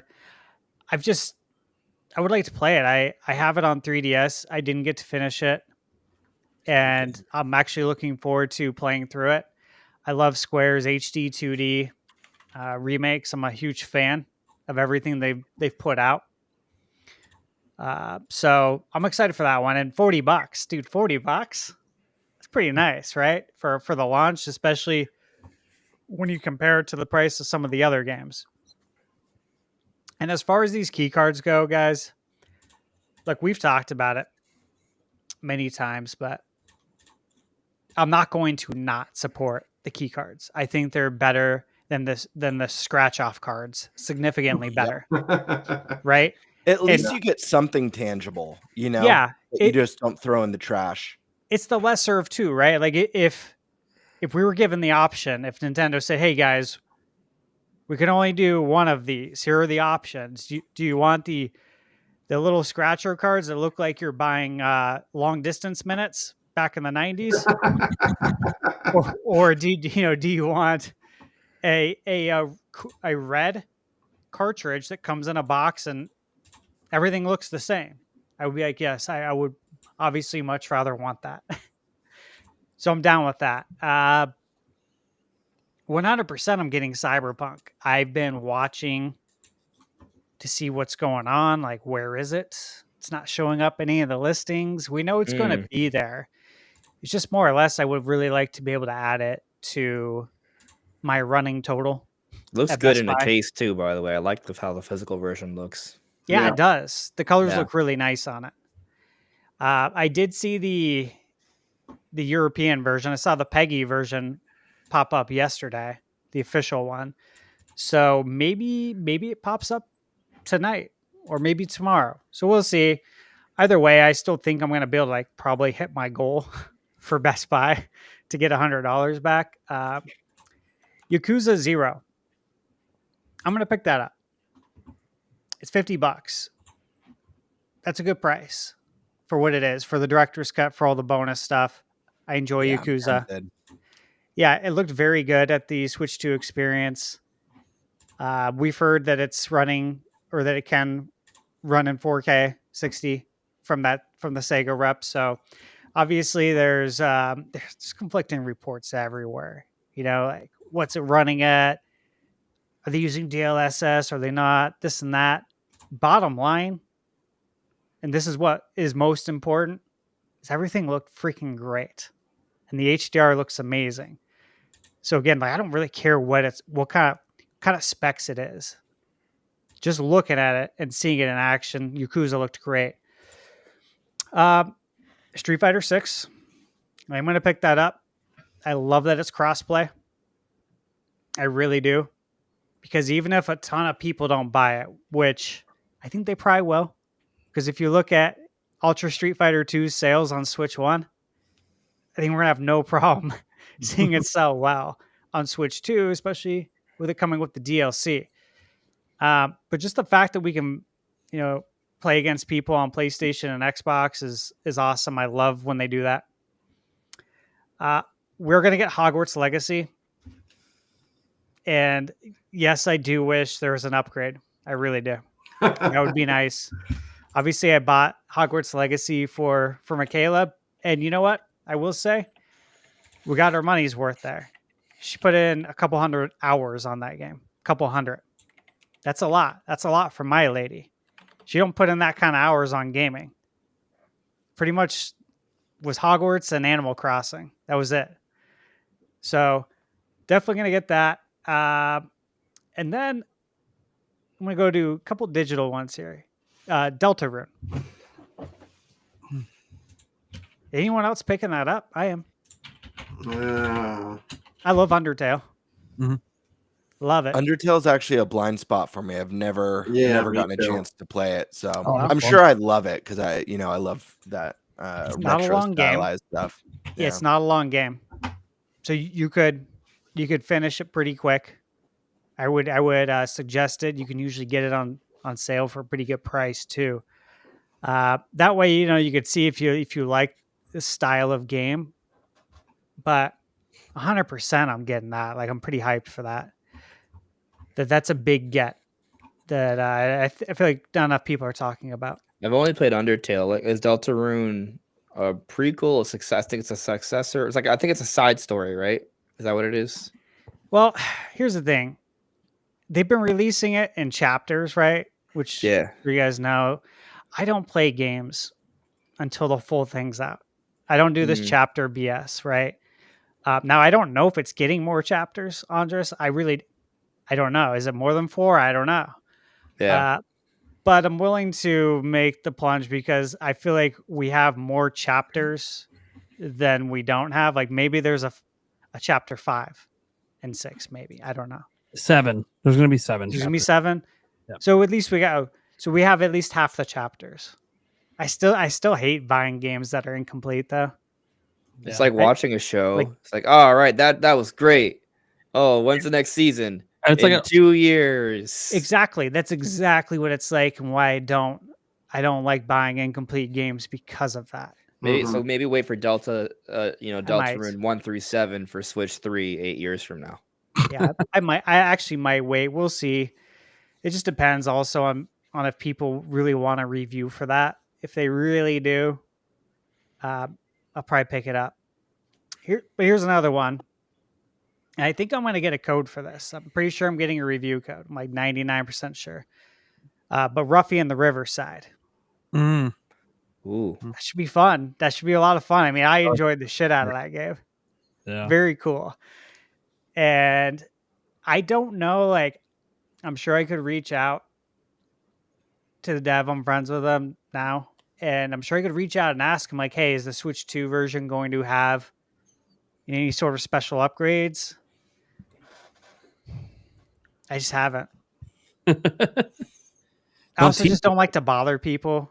I know. I'm sure they're probably super busy. Yeah, they're not a big developer. What's so special about it? I didn't ask. Right. I figure when they're ready, they'll announce it. But even if it plays how it played, when I played it on PC, I'd be more than happy. Of course, the other one, guys, is Yuka Replay. Should be there on day one digitally. It should. We'll see. I don't think it will be. I don't think they have a dev kit. Well, is it coming to Switch 1? I don't remember, but they announced Nintendo, and then they confirmed they meant Switch 2. But the fact that they were talking about that and teasing it when all these other companies that had dev kits weren't doing any of that tells me they probably didn't have a dev kit, and they're going to be one of those companies getting it in June. So I think the game might come quickly after that. Yeah. But I don't think it's going to be day one. All right. I mean, obviously, this is already a lot of games. So if it goes later, perfectly fine. The other game here is, I'm not picking it up physically because I already own Breath of the Wild and Tears of the Kingdom, but I've had expansion pack from day one. Sure. I am very hyped to play it. I had so much fun playing it at the experience. These games look absolutely gorgeous. This is a big upgrade in the sense of, like, if you look at some of the PS4 to PS5 upgrades, which I took full advantage of those. Like, every opportunity I got, I took it to play the PS5 version. And some of the upgrades were minimal at best. Some were really good. This felt really good. The colors especially have changed in the game. It's really brightened up. The colors really pop with that HDR. And even like looking at Tears of the Kingdom, right? There's just so many areas where it struggles. It doesn't anymore. So I'm really excited to play these games and like legit go in, 100% it. I'm probably going to do what I did for Breath of the Wild again. I am going to go to my local print store down the street. I'm going to get a map printed out. I'm going to get my Sharpie. I'm going to go to work the old-fashioned way. And I'm going to use a map to play Zelda. That's what I did for Breath of the Wild, and I legit had so much fun. And I had no idea that I was going to have the amount of fun that I did. So I'm probably going to do that again. I am excited for the Zelda notes, because anytime you can get more lore, like, sign me up, right? Like, that's what we want for Ocarina of Time. We've all talked about that. That's one of the things we want in a remake, is give us more lore, give us more story. And I feel like that's what we're hopefully going to be getting with Zelda notes, which is really cool. But those games are, again, they come at no additional charge for me. So that's the list right now, guys. I don't know. We don't know what's going to be at it. Like, look at today. Today, Sega announced, they initially said that Sonic X Shadow was going to be a launch window title. And then today, the news came out that, oh, actually, hey, it's going to be there on launch day. We got it ready. So I think we're going to see more things like that happen. It's just to what extent, right? You guys think we're going to get more games at launch?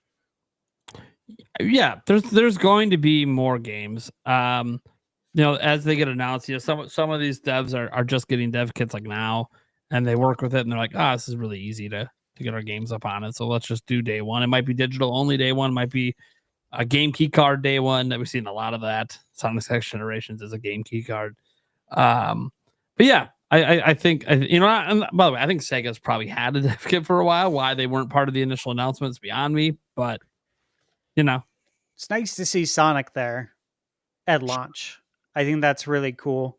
Obviously, just going back to the beginning, the days when Sega and Nintendo were battling it out, and it's just nice to see Sonic there at launch. It's nice to see that we're most likely going to be getting Final Fantasy VII Remake at some point this year.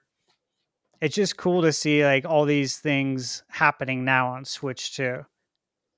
Knowing that there's more to come, right? Mm-hmm. Oblivion.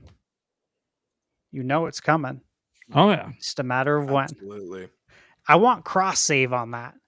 I really want to start it on Series S and then finish it in handheld on Switch too. How great would that be? Yeah, that'd be rad. That's my list, guys. So, Cool. did I miss anything? I mean, you probably did, but you'll find out when you go to pre-order. Especially if they have like you're on the website and they just have like a giant Switch thing. You know what? That looks good too. You know what? So does that. Oh, you know what? I didn't even realize that got announced. Let me grab that one. I researched a lot. Yeah. You know, And it's changing not like every day. There's like something going on. So who knows? Yeah. All right. Kind of an unfortunate time to go to our second topic since the man who introduced it just walked the fuck away. Perfect timing. So you know what? Since he walked away, let's go to the third one quick, which is super quick. This is really easy. Yeah. Just some quick predictions. We'll see who's closest once Nintendo announces launch weekend sales. Worldwide launch weekend sales is what we're talking about, not just like US. So let's just go quick. Thunderstash, it was your topic, so you go first with this quick. okay. You know, really, I think what it's going to come down to is how many Switch 2s they can prepare, right? Sure. Because it's going to sell out. Now, knowing that Nintendo cannot fulfill the 2.2 million in Japan makes me question, okay, well, how many do we have worldwide, right? What's the number? Launch weekend, if they have it, I would say they're going to cross 3. If they have it, I would say 5 to 10 million. Ooh, that's a big range. If they have it, though. If they have it. If they have 5 million, I think they sell 5. If they have 7 million, they sell 7. Oh, so what do you think it's going to be? It's just a matter of how many they have for the launch weekend. You can go with the broad spectrum. It's fine. Yeah, I'm going to go broad spectrum. It gives you the safest bet to win it. So I mean, we're not really betting anything, but you know. Yeah. All right. Gamebird. Wait, what was Stash's number? He's going broad spectrum, 5 to 10 million, because you know it's just a matter of what they He's probably have. guaranteed to be right. I mean, hey, hopefully it's more, right? That would be almost impossible. The more they sell, the quicker third parties get their games over. Launch weekend worldwide. You know Just Nintendo's launch going to announce numbers. You know they're going to announce it. So, Man, I'm going to say I'm not going to do no broad range crap, there Stash. we go. Good. Call them out. I'm going to shoot for the stars. No, I'm going to say 8 million. Ooh, there we go. Yeah. I'm Damn. going to say 8 million. I'm liking the optimism. This is great. I was going to say 6.2 million. Oh, 6.2 for you? Okay. 6.2 for Anders. Eric, what do you got? I'm going big. Going 12. Damn! Damn. Holy shit. In a weekend? Wow. I don't even know if they have that many made yet. That's And I thought I was nuts. Man. Hey, Nintendo did say they're going to ramp up production. I didn't say million. I just said 12. Just 12 units. They're going to sell 12. Oh, units. I mean, No that'd be problem. bad. you. If we play back the tape, he actually said they are going to sell at least 12. So he's right no matter what. All right. Deacon Sandstorm, What if they only sell 11? what are we guessing over here? Man, I was gonna say 8 million like Gamebird, but I'm gonna change mine just for the sake. Mine is going to be a range, but it's going to be a smaller range than Thunder's. I'm going to say anywhere between 8.7 and 9. Okay. Well, that's a small range. In a weekend. Yeah. I mean, listen. Not a week. 2 listen, days. I'm saying, Or maybe Friday, Saturday, Sunday. Well, Thursday, it's Friday, actually Saturday, a 4-day Sunday. week. Okay. It's a 4-day weekend. Yeah. Japan. If they're saying they're not, I'm being optimistic. If they said they got 2.5 and they can't fulfill the 2.5, and all the other big places have at least 2.5. We're talking America, we're talking England, France. But that's just the Nintendo store numbers that they can't fulfill. That's not including the ones that have already been shipped to retailers around the world. Right. Facts. Yeah. But I'm saying if 40 million units. if each of them has 2.5, you can easily get to that number of 8 to 9. I'm gonna go with 6.8 million, which by the way would be an all-time record even just for a launch month. The all-time record is like 4.18 for a launch month. And I'm thinking they're going to shatter that record in the opening weekend. So we're all kind of predicting they're probably going to destroy the record. Obviously, a lot of this, how much do they have? Well, I kind of figure, well, in the US, they probably got about 3 mil. In Japan, we know they don't have 2.2 for theirs, but there's also retail.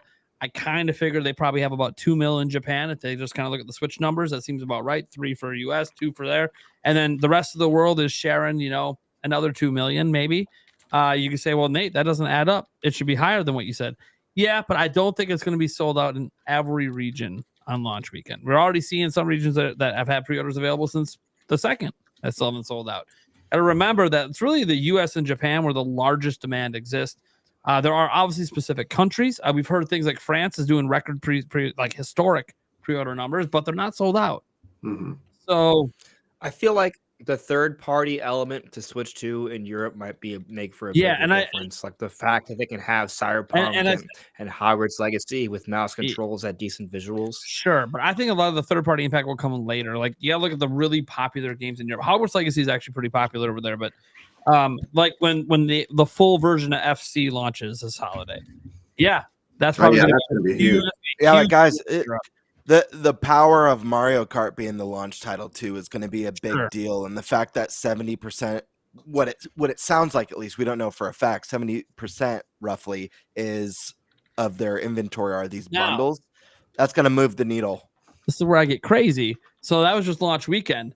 I do think the 10 to 12 mil in launch month is a possibility if they are ramping up like they said right now, because I look at the number one year they had for Switch was 28 million they made, right? And that was the first year of COVID. Obviously had some on store shelves, but they really maximized. They ramped up they got as many fucking Switches out the door as they could. I also think if they are thinking they can't meet demand now, and we haven't even got the holiday yet where demand's going to be even higher.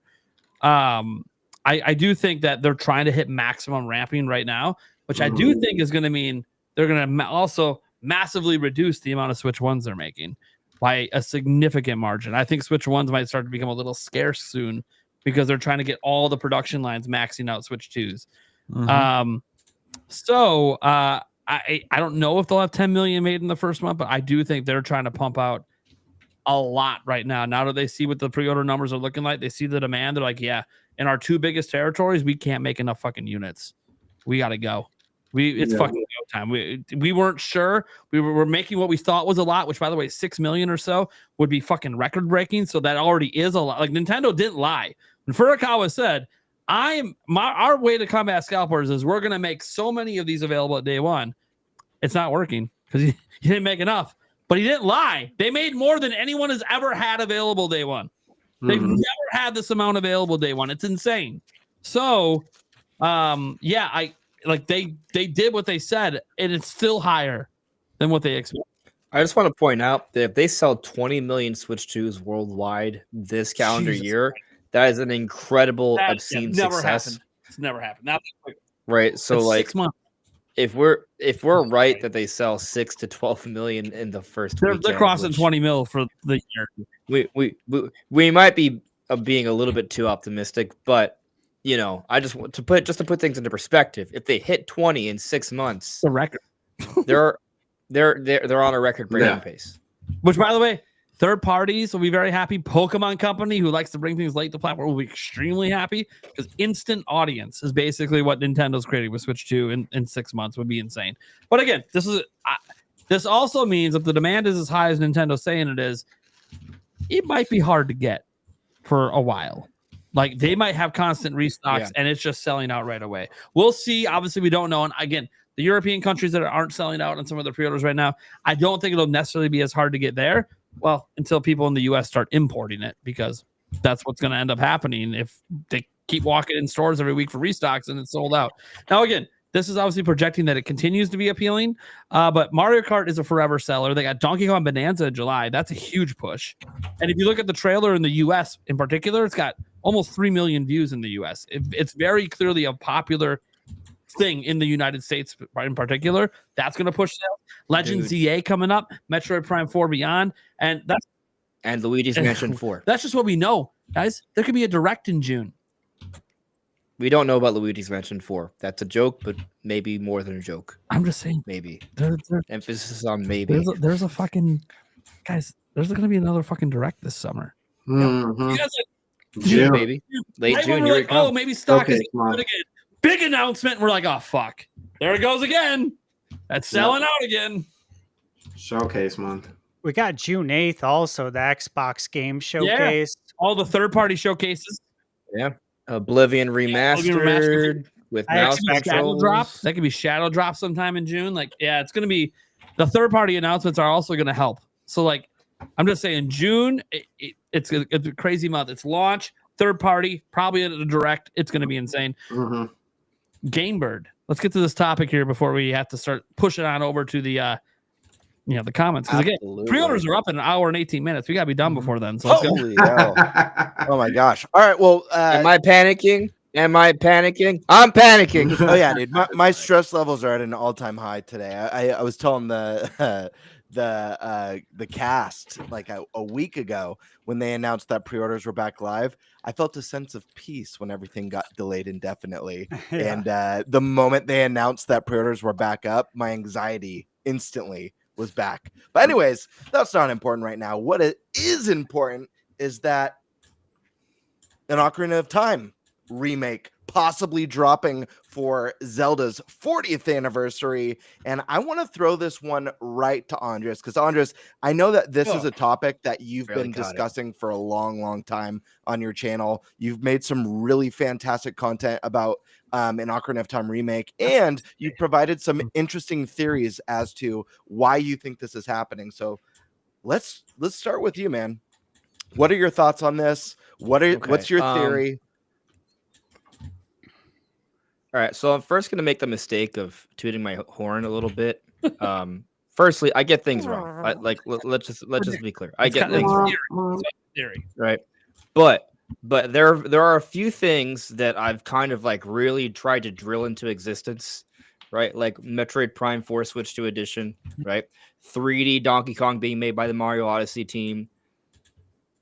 So, like, I feel pretty good about the long-running theories that seem to continually gain more and more evidence, right? The reason there are multiple videos is because more evidence continues to present themselves, Can I mention one thing? And so, all right, I just want to say real quick, too, before I was even on this podcast, when I was a guest, Andres, you and I talked about Ocarina of Time remake on the podcast. This was a long time ago.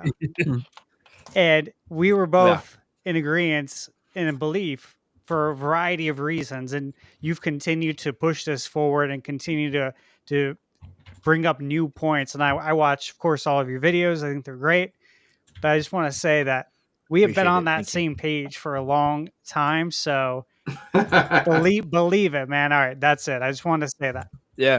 Well, you know what's funny though is that like I kind of feel like over time more and more people have been like, all right. Yeah, this is happening. Like I've noticed like other like Zelda content creators or even bigger like venues. I'm not saying they got it from me. I'm just saying that I've been talking about it for a few years, and over time, more and more people have seemed to kind of buy into the idea as more and more evidence has presented itself. And that's totally fine, right? So, all right, the basic premise behind the theory, right? And by the way, there is a rumor that goes way back coming from Game Over Jesse about an Ocarina of Time HD. I've been trying to get him on the podcast. He actually wanted to come on my podcast. He had sent some very interesting things, like in the live chat one day, that kind of seemed to add more validity to it. Welcome. Like, if you go back to the original stuff, we're not sure. I've been trying to get him on for 3 years. I know. The thing is, he actually came to me. He's like, "Yo, He came to me. let me come on." And- right. me, like, I mean, but 5 he's got his own stuff going on, right? sure. But Love the you, thing Jeff. is, I just feel like he has some real golden nuggets on this, and I look forward to the day that we can really hash it out, because I think there's some really interesting nuggets he has on this. So you could argue, if you go back like mid Switch generation, he's the originator to the Ocarina of Time HD rumor, right? But we don't need rumors for this though, right? Like it goes beyond that. So, but the basic premise behind the theory is this: there is always some sort of major 3D Zelda offering for a new console, right? And if you want to bring in the Zelda fan base early on, you want to bring in something. New 3D Zelda is not on the table. Why is it not on the table? Tears of the Kingdom came out in 2023. So they can't do that. And no, Breath and Tears Switch 2 Edition do not count. That is not going to bring over the Zelda fan base, right? Most of us already have it. We're going to get it as a free upgrade. It's just there to kind of continue to get some more passive evergreen sales, basically. And so there's a belief that Nintendo needs to do something major Zelda. Can't be a new game. So what do you do instead? You could argue maybe 2D Zelda, but we just got Echoes of Wisdom. And oh, by the way, if you look on Nintendo's support page, like that, both Echoes of Wisdom and Link's Awakening are going to get free updates. So they're not pushing another 2D Zelda anytime soon, most likely. What is it? Just got to mention Age of Imprisonment. Mm-hmm. We'll get to it. We'll get to it. Yeah, I mean, if you saw my video yesterday, I covered it at the end. It's at the end. I didn't catch it. Yeah. It's at the end. So, anyways, we need something Zelda, right? 2D doesn't make sense. New 3D doesn't make sense. So then a remake comes to mind, and Nintendo has done this a few times already. Wind Waker HD is one example. Ocarina of Time 3D is another example. And so what does Nintendo go back to? Well, we actually have a long history of the producer of Zelda teasing future Zelda games. It's not once, it's not twice, it's not 3 times, it's not even 4 times. It continues to happen, and he has confirmed that he does this. So he has teased Majora's Mask 3D a couple years in advance. Echoes of Wisdom, most recently, he confirmed it in advance. He didn't confirm it. I misspoke. He talked about a playable Zelda, a Zelda game with a playable Princess Zelda. And that happened 6 months later. He talked about a Link's Awakening remake. He talked about there being a thief, and he confirmed 3 years later, after the game was confirmed, that was indeed a tease for them remaking that game. Skyward Sword HD, the infamous thing he did at the Zelda concert. He was like, "Hey, everyone, Skyward Sword on Switch, right?" Nintendo executives afterwards backtracked on it, but sure enough, the game was in development, came out 3 years later. And so those are just some examples, and he's on the record for literally saying, "Hey, I tease these things." And actually, I believe it was an IGN interview with Majora's Mask. I have a video that I put out yesterday where it summarizes all these details, all the sources, and all that stuff. But he made sure to tell the interviewers, like, "Hey, make sure to document that I laughed, but not like a nervous laugh, but I laughed. Like, make sure everyone knows that I laughed in response to this question about there being a Majora's Mask 3D." And so when you kind of look at it over, there is a long history of Aonuma responding to interviews in terms of teasing future games, and he does a laugh or he does something out of the ordinary, something kind of weird. In the case of Echoes of Wisdom, he did he actually interjected in English, because most of these interviews are translated from Japanese, but it's usually he responds in English and he'll interject, say, "Oh, maybe," or "no comment," and he'll laugh. And he makes sure to tell the interviewers to document this. So there's a history of him doing these things. We know he teases future Zelda games. Now we actually have 2 interviews with Aonuma where he has hinted at something Ocarina of Time related. There's the Nintendo Dream Magazine interview that came out shortly after release for Tears of the Kingdom. Both these interviews are from 2023. This is an all Japanese interview where he talked about Rauru, and he thought it was interesting that they chose the name of Rauru for the king in Tears of the Kingdom because of the character from Ocarina of Time, not to confuse it from the town of Zelda 2. He was speaking on the curious name choice of the character, not the town.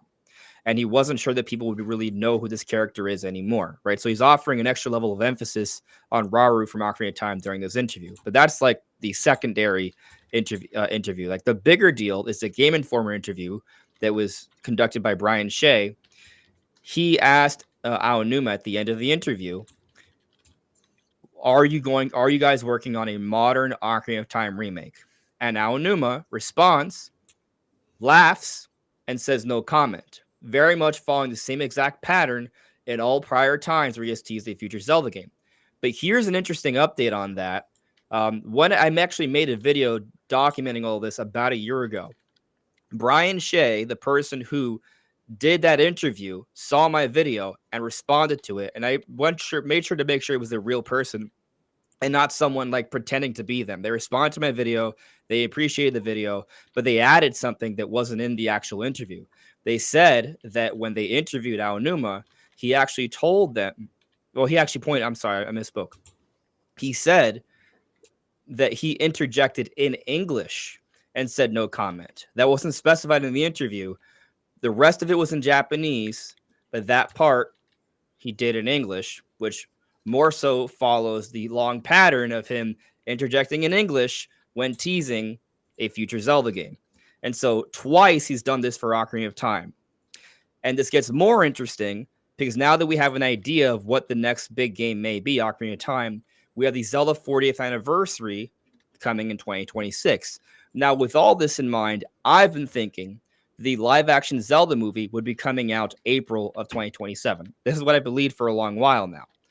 We recently got confirmed that the movie is actually coming out March 2027. So I was off by a month, but I think what it goes to show is that my thinking on this has been somewhat kind of been correctly aligned here, right? And why is this a big deal? Because if the movie's coming out in the beginning of 2027, that means in 2026, Zelda 40th anniversary year, what are they going to have to do? They're going to have to start marketing the movie, showing off trailers, showing off the cast. So the marketing and advertising for a live action Zelda movie is going to factor into Zelda 40th anniversary plans. But there's also got to be a game, right? Now, you might argue, why is there got to be a game? Well, something else interesting that's been kind of very well supported by this point is that Nintendo likes to do build-ups for some of their big releases. You look at what they did with Mario Wonder, and the Mario movie coming out in the same year. There are multiple Mario games that came out around the same a similar span of time. There was a build-up there. There was a Mario movie. There was Mario Lego sets. And then Nintendo went and showed during their financials that Mario sales across the board went up by 30 to 40% during 2023 because of all this cross-promotion, right? Then we look at the Pikmin series. They had Pikmin in the parks. They had Pikmin Bloom. They had Pikmin 3 Deluxe. They had Pikmin 1 and 2. All this amounted to Pikmin 4. There is a build-up, and now Pikmin 4 is what? The best-selling game in the series, and it's by a growing margin. Now, recently, we've got another confirmation of Nintendo doing this with Donkey Kong. We've been talking about them doing a build-up for Donkey Kong for a while, and now we're like, oh, well, they definitely were doing a build-up, right? Because they had Donkey Kong, they had Mario versus Donkey Kong that came out last year. We have Donkey Kong in the Mario movie. They hired Seth Rogen to do that role. They changed his design. They had Miyamoto talk about this design. They have the Donkey Kong expansion, the first expansion to Super Nintendo World. So you have all these different Donkey Kong things happening, but for what? Now we know for what. Donkey Kong Bonanza comes out 2 months after the opening of the Donkey Kong Park expansion to Super Nintendo World. So it seems very like Nintendo likes to do these build-ups, right? So then are they doing a build-up for Zelda as well? I think so. We have a Zelda Lego set, but not only is it a normal Zelda Lego set, it's the Deku Tree, not of just Breath of the Wild, but also from Ocarina of Time. They are going back to that old design. So this seems to kind of be supporting the idea that they want to sort of remind people of what Ocarina of Time is. And so you think about that. You think about how they did actually choose Rauru to be the name for the king in Tears of the Kingdom. And now we have Hyrule Warriors Age of Imprisonment coming out winter. This could come out late this year, could come out early next year. But I actually have a theory that this is an opportunity to kind of speak more on the lore connections of Age of Imprisonment, like what happens in Tears of the Kingdom, how Rauru might be connected to potentially Ocarina of Time because he is the initial king. That's also going to give us more story on the sages as well. And so there's some potential lore implications that Age of Imprisonment could have that explains more of Tears of the Kingdom, which also could perhaps provide a little bit more context for Ocarina of Time. Possibly, not necessarily. But basically, I just think Age of Imprisonment, if anything, might just be a nothing burger because, I mean, it's not a main Zelda release. It's coming out in winter. If they're planning like a bigger Zelda release for a 40th anniversary, that would probably come out closer to the holidays. Something interesting that people have been bringing up, I didn't really think much of it. To me, this seems like a bit of a nothing burger, but Nintendo did also put out Soul Calibur 2 for the GameCube app, which has Link. I didn't think this was anything, but I saw people in my comments saying, "Hey, don't you think this is kind of an interesting little thing?" It may be, right? It's a maybe.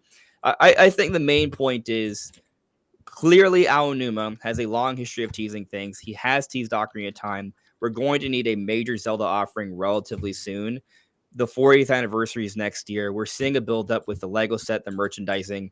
The movie is coming out early 2027. Things are aligning, and we're going to want to have some sort of major Zelda game in the first couple of years of Switch 2, because it's not going to be a new 3D Zelda for at least another handful of years. Yeah. So obviously, I've been subscribing to this just like you have. We've had many talks years ago behind the scenes about all this stuff when we were originally trying to figure this whole thing out and digging into like, hey, did he really tease Link's Awakening? Yeah, he did. Here's the interview. And so that was fun. So right. Andres and I have been talking about this for years. I mean, I love that you did that update video, and I kind of finished watching it. I'm about 3/4 of the way through. That's why I didn't realize you brought up Age of Imprisonment. So I do think that like there's always a build up to things, right? Like the movie, I think, is the culmination of the 40th anniversary. I think that's how they're going to treat it. They always let the anniversaries leak a little into the next year. And I think that's going to be like the final celebration. Doesn't mean there won't be a Zelda game that year. There could be a top-down Zelda that gets remastered or remade or something for that year. But that's not going to be part of the celebration. That would just be to have something Zelda come out. Just like this year. What's the new Zelda this year? Well, it's Age of Imprisonment most likely. If that drops in December, I kind of think it'll be a December game. I don't know for sure, but I kind of think that's what's going to happen. If not, it's a January or February game. Very early next year, either way. And I do think Age of Imprisoment's a bigger deal than some people think because it's canon story. They confirmed it's canon. It literally is the story that happened. It's not. They're not doing this timeline split thing again. So that's cool. I'm actually very interested, and I think them doing the Switch 2 editions of Breath of the Wild, Tears of the Kingdom might be because that's coming. They want to remind people, here's these games, and hey, we have more story coming with a new thing later. That being said, that doesn't have anything to do with the Zelda team. We know who makes those games, right? We know what's up with that. So we also know that like there's these dedicated teams at Bandai Namco that do nothing but make Nintendo games, multiple of them. We know that the main Zelda team we know is already deep making the new big 3D Zelda game. They were already talking about that back in 2023, let alone now, right? So then we know they're deep into that, but they probably have some input on whatever the main studio is making. Because I don't think it's the main Zelda team doing it. I think it's another outside studio that they trust, but they've been letting them cook for years on this. They're not rushing this out. They maybe had like a faint target, maybe it started back on the 35th anniversary and this faint target. Hey, for the 40th, that would be kind of cool if we can get this out for that. Because back then they probably were already starting to talk about the Zelda movie and that being a possibility down the road. Because they plan these things out in advance. They don't just willy-nilly decide one day, hey, let's drop a remake next year. Like, no, you're remaking. That takes years. That's years of work to do a remake. I mean, it couldn't even be done, and they're just sitting. Yeah, that could be too. It might have been originally a Switch 1, and then they're like, let's Switch 2's coming. Let's up it for Switch 2. And if it looks anything like primary mastered levels of like fidelity, but just upscaled to 4K, that'll look incredible. Maybe got reworked entirely. Who knows? Wait, it's not here. It hasn't been announced. But I do think there's a lot of weight to this theory. I've always thought there's a lot of weight to it. I mean, the biggest stuff is Aonuma's teasing. Like, he doesn't do that unless something's happening. And every time he's done it, the thing you think is happening is what happens. Well, another little nugget to that, and actually Cameron deserves credit for this because he brought this up to my attention like a long while back, right? But when we go back to the Game Informer interview, the one with Brian Shea that I talked about, how he interjected in English to say no comment, which makes it even more curious. It's not just like some people say, oh, no comment doesn't mean anything. Well, one, it's him not denying it, right?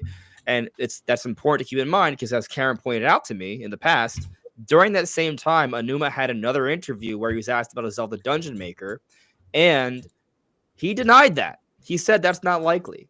So Aonuma doesn't just say no comment to everything, right? If something's not really in the works or if there's something's not happening anytime soon, he makes sure to quell those expectations, right? And this is actually even more interesting now because when Cameron and I talked about this is before we had the Ask Developer Series 4 Echoes of Wisdom. A long time ago. Yeah. Because we learned that Echoes of Wisdom initially started off as a dungeon maker. So Aonuma knew this, and he knew they were working on a dungeon maker at first and changed it. And so he told us it was not likely. Point being, Aonuma wouldn't just say no comment. Like, he would make sure to strike that down. He struck down the Zelda Dungeon Maker. They're not doing it. But he was asked direct. That's the thing. This wasn't fucking around. He was asked directly about an Ocarina of Time modern remake, not some remaster bullshit with some updated textures. No, like not Ocarina of Time 3D upscale. There's a lot of big question, and he wouldn't comment, and he interjected it. Also, another thing, the Nintendo store in Universal now has Zelda. All the Zelda stuff, stained glass window stuff too. It's Mario, Donkey Kong, and Zelda. What does that suggest? Probably that their next expansion. The next expansion is going to be Zelda. We've known. Which also, by the way, we've seen them in the wearing the hard hats. Aonuma and Aonuma from the Zelda series producer. Like it seems that's probably the next expansion. So you have the Zelda expansion, 40th anniversary movie, hints at a game. Like it seems like it's all maybe connecting for late 2026, 2027 for all that's kind of mad. Yeah, and I don't think the Zelda expansion will be done next year, but I do think they might announce it next year. As like we're gonna have this come out 2028, maybe 2029, maybe around when the new 3D Zelda comes out. Who knows? An announcement would make sense. But especially if they're doing like if they do a 40th anniversary direct or something in February. Hey, you might as well throw that announcement in as well and show a few teas of your plans. Be kind of cool. What you guys got any other thoughts on that theory, guys? Because this is one I want it. Let's just start there. Fucking give it to me. Give it to me yesterday. All I can say is if they're gonna finally give us a Ocarina of Time remake or remaster or however it ends up showing up, I better see some love for some Majora's Mask. That's all I gotta say. That's the dream. I love that you brought that up actually, because whenever we have these conversations, something that comes up is like, oh, this could be like Nintendo's like Final Fantasy VII remake. Yes and no. I personally think I think maybe a better comp might be like a Resident Evil 4 remake where it's more true to the game. But Final Fantasy VII remake is basically a trilogy series, right? Nintendo can, in theory, do their own trilogy series because you have Ocarina of Time, you have Majora's Mask, and the other 3D Zelda that kind of needs to be remade is Twilight Princess, which, by the way, technically takes place after Majora's Mask. So they could kind of do their own like trilogy remake series if they wanted to. I don't think it would happen in quick succession, maybe across 8 to 12 years, but yeah, I think they could. I feel that. Yeah, I would love that. That would be a dream. Yeah, I like Nintendo Prime and Andres. I fully subscribe to this. This is something we've talked about here on the podcast. This is something that I've talked with Andres about both on my channel way back and your channel. This one just makes so much sense. If there was one Zelda game to bring back for a celebration, Ocarina of Time just makes so much sense. And I'm sure there's some people who might argue A Link to the Past, that was the game that kind of set the standard formula that Ocarina of Time built on in so many games afterwards. But Ocarina of Time literally went on to be this like entity in the gaming industry. It was just this juggernaut that defined kind of the early open world 3D fantasy games. It took Zelda to the next level with its incredible dungeon design and boss fights, and it kind of set up this amazing hero's journey story that just works so well for celebrating these characters. And with the film on the horizon, we don't know if this film is going to be based on a game, or if it's going to be a brand new original legend featuring, all these beloved characters. But if there is one game, even if it's not a retelling of this game, if there's one game to pull from, this is probably the one that you pull from. It's just such a great starting point. Like I said, it's a perfect hero's journey game, and it just makes so much sense to build hype around the movie, to just be such a love letter to fans of like, listen, this is our gift to you. This is our 40 years of love with The Legend of Zelda. We're bringing back the most famous, most beloved entry in the series, modern, polished, building on the story, and with the theme park coming, just building up that hype and excitement, taking Zelda, which has already exploded in the mainstream with the massive success of Breath of the Wild and Tears of the Kingdom, and blowing it up even bigger, and giving this like absolute gem that's completely cherished by Nintendo fans, giving it like new life and introducing it again to a new generation of gamers is, I don't know, it just makes so much sense. And this game would do well, I guarantee you. I know when you compare sales of the more modern 3D Zeldas to Breath of the Wild, it doesn't hold a candle. It's not close, but I think that this game would put out some pretty damn impressive numbers. Mm-hmm. Hell yeah! And I want it, baby. Mm-hmm. Oh fuck yeah! We all want it. We all want it. All right.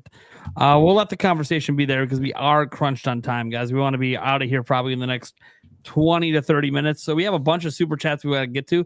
Now's the time if you want to get your super chat questions in, get them in. Because it's all about you guys, baby. It's all about the chat. It's all about this hype for pre-orders. It's all about whatever you want to talk about. Let's bring it up here. We have Dominic Brawler just saying, what up? What's up? I can't do it like that. Yeah. What is up, everyone? Man, I perfected that over the years. It was a huge thing when I was in high school. Anyway, Huge. Dominic Brawler, bring back NFL Blitz and NBA Jam. You guys see? There you go. There you go. Yeah, I know. I see the NBA Jam hoop. I see it. The hoop is out. You ready? Love it. We're Stash, trying, I've been man. staring at that, and I've been staring at that time, wondering, did I miss that in every podcast before? Okay, Yeah, so like, where check this was out. I've had this hoop, okay, this NBA Jam hoop, for maybe 2 years, Sure. sitting in a box. And I told Michaela, I'm like, you know what? Like, we need to hang this hoop up somewhere in the backdrop because this is big now. Like, we got to start a movement. So every week we get that super chat to bring back NBA Jam and NFL Blitz, and I got to do more because Jam's my favorite game. I mean, I might as well wheel the arcade game behind me too. Like, I love Jam. So whatever we got to do to make this happen, NBA Jam is visible now for every single episode. There we go. Nice. Yeah. Love Yeah, if I had that hoop, I'd be putting my big garbage bin under it so I could start shooting everything. Just be shooting it all up in there.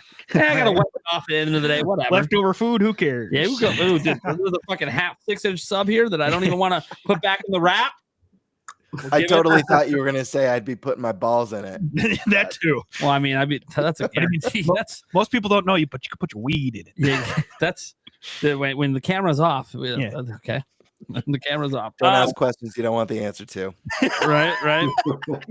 Demata Brawler comes in and says, when do you all expect Metro Prime 4 and Legends EA to release? And will Nintendo do another first party Switch 2 exclusive for the holidays, like maybe a new 3D Mario, or is that safe for next year? Let's throw Andres. What are your thoughts on this? All right.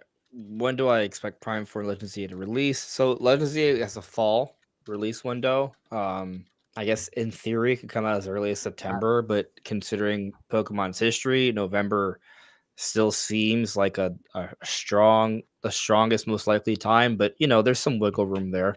But I'll say November for now until proven otherwise. Prime 4, you could argue could be an October release. I think the fact that we saw in the Treehouse, right? I think the game is not that far off. But I don't think it's so close that they gave us a release date. So I'm thinking September for Prime 4. But possibly it slips into October. However, I do think that you look at Nintendo's current lineup, and on my opinion, it's still a little light. Because I don't think like things like Super Mario Party Jamboree or Kirby plus Starcrossed World is really, I don't treat those as like full on new Switch 2 games, right? Even with Prime 4 and Legend ZA, I think there's significance, and I think maybe they might even go on to be the best selling versions. So Legend ZA is a toss up. Prime 4 probably will be better selling on Switch 2. But the fact of the matter is both those games are still available on Switch 1. So I do think Nintendo is going to need at least one more kind of like marquee big title that comes out during the holiday period that's a big Switch 2 exclusive. And so the question is, what might that be? 3D Mario, I know we all kind of want that. It's usually available early on, but because of Donkey Kong, I do think we're waiting a little bit longer. Now, my theory is that only part of the 3D Mario team's been working on Bonanza, and they've been working on both Bonanza and 3D Mario for so many years because this team hasn't put out anything on Switch since Odyssey, that we'll probably see both in quick succession. But I do think it still means that 3D Mario is not quite ready yet. Maybe it's teased this year. We see it sometime next year. That's what I'm thinking. Main point is I don't think 3D Mario is the big surprise Switch 2 title that comes out for this holiday. My theory is Luigi's Mansion 4. Because I think it fits extremely well. One, Luigi's Mansion 4 would be a fault to Luigi's Mansion 3, one of the best-selling games on Switch. So from a sales perspective, makes tons of sense. And from a variety perspective, it's very different from everything else Nintendo has coming out this year. That'll also be a fantastic showcase for the Switch 2. You consider that Luigi's Mansion is about aiming around with your Poltergust. And what's one of the key features of Switch 2? Mouse controls. So it would showcase from that perspective, not to mention Luigi's Mansion is known for its visual fidelity. So showcasing a new Luigi's Mansion made for Switch 2, 4K visuals, it's going to be a wonderful showcase for the console. But from a like development perspective, it also makes sense because Next Level Games is responsible for this series now, right? And they've actually had a pretty decent pattern of coming out with a game every 3 years. In 2013, it was Dark Moon. 2016, it was Federation Force. 2019, it was Luigi's Mansion 3. And what's interesting about that gap in time is that they jumped from 3DS to 40p development to HD, and there was no like sort of that 3-year pattern still maintained despite that leap to the HD era. Finally, then 2022 they maintained their pattern with Mario Strikers Battle League. That was probably a smaller game, which might give them an opportunity to have another bigger game ready for Switch 2 by 2025, which would be them maintaining their pattern. And so Luigi's Mansion 4, I think, makes the most sense for an October time because, one, that's when Nintendo likes to put out their big Mario releases. Luigi's Mansion is somewhat related, and also Halloween. So, like, it's a very, very fitting game, I think, and timing-wise, it seems to work out. So that's my personal theory on what's the other big Switch 2 game for this year. All right. Pokemon fan came in with the member chat saying, will you and Eric be streaming at GameStop tonight? Oh, baby. Hey. Technically tomorrow morning. Yes. Yes, we will be. When? I don't know. Am I going to go live right away? Am I going to wait and maybe try to get a couple hours? I don't know. Let's put it this way. As long as there's not 100 people standing in line, because if there is, and we're well into the hundreds behind, you can leave. I'll stay. Okay. I ain't going anywhere. I'll pay them all. I'll be like, you want a hundo? You want a hundo? Right. Let me skip the line. Yeah. I ain't fucking around. There ain't gonna be 100 people there anyways. I'd be surprised if we go out there and there's anyone there. I don't know. So at my I can guarantee you my city is smaller than yours. And my cousin called. You live in a city. Huh? You don't live in a city. It's a rural town in the middle of bumfuck nowhere, Wisconsin, is where we're going. Okay, that's fair. Yeah. Okay, so my city may be a little bit bigger than yours, but the GameStop person said that they had already had 100 people calling in asking about Switch 2. So yeah. So the person told me the same thing. Like they have 50 and they had 100 people call in, but like people were just wondering like how many they were going to have. Only a few of them indicated that they were going to go camp out. So I'm not really worried about it. I think now if it was like 8 a.m. tomorrow, if we waited until then to go out there, then yeah, maybe there could be a problem. But because we're going out at midnight, I'm not actually that worried about it. An hour beforehand? Oh wait. You think you make a video tomorrow? What? Am I going to make a video tomorrow? Yeah, are you going to make a video tomorrow? When I get back. You're not going to sleep? I mean, I'll get a couple hours just sitting in line sleeping. I'm bringing a blanket. Bring a tent. I'm not bringing a tent now. Dude, it's the perfect weather. Cold out? So you would think it's cold. It's in the It's going to be in the 40s. For me, that's how I sleep every night. Yeah, that's how I sleep every night. I'm going to have two chairs. I'm going to be kicking back in one, my feet up on the other. I'm going to be covering in the blanket. I'm going to be hugging my backpack so no one jacks my shit. For a second, I thought you said you'd be hugging Eric. Nah, I don't need that kind of warmth. I might, I'm in shorts right now. I'll probably switch to sweatpants, but yeah, it'll be fine. And then whenever I finally feel like I had enough sleep, which by the way, guys, I only average like 4 hours of sleep a night anyways. I'll probably go live right after that. So we have everything. We're all set up, ready to go to do it. We got our wireless mics ready to go. We got power banks. We got external power for the laptop to keep it running. We're going to do a legit stream. We're not just doing it on the phone. So yo. That Pikachu pill looks pretty comfy. Yeah, that might come with. We'll see. Okay. We'll see. I feel like that would give me like the perfect angle on my layback. We'll see. So yeah, we will be streaming. I just don't know what time, but it'll be well before the stores open. So, Joy Pitts, you'll get an Earthbound remake if there was one. I mean, I think everybody would. Yeah. Right. Is there anybody on the show that wouldn't get it if it existed? Joey, come on, man. Come on. You know how much we want an Earthbound remake? It comes up like every other week. So. Hey, we're just I feel like by me talking about Mother 3 getting like its proper 3D version, that instead we'll just get an Earthbound remake. I love Tall Show's comment. Yeah, just wait for Eric to fall asleep and start snoring, then I stream. Just to get the snoring on stream. Whatever. That'd be great. Shark Messiah 101 says, wish me luck. Best Buy is going up at 12 p.m. Eastern. Yep. We all know that. Yep. Hoping to get one tonight. So I don't have to stress not going to sleep till I can get one ordered. Well, good luck, because not going to sleep till I can get one ordered. Well, if they all sell out within like 2 minutes and you didn't get one ordered, I guess you're staying up till 11 a.m. tomorrow, because that's the next wave from GameStop. So yeesh. I suggest maybe getting some sleep if they're sold out within like 5 minutes, because they're not going to come back up tonight. The next week. But will you know if they're sold out though? Yeah, that's the thing. Question. You turn to Jake Randall's channel; he'll let you know. And I would assume. Wait, he's probably live right now. When the stream ends, it's going to kick the whole audience over to him. He's going to get a nice influx of viewers, because I want you guys to have the best advice possible to get your pre-orders in. Karkun says, day 0, I'll get Mario Kart bundle, a Pro controller, 500 gigabyte SD Express, Cyberpunk, Yakuza 0, and Split Fiction. That's nice. a good deal. Good deal.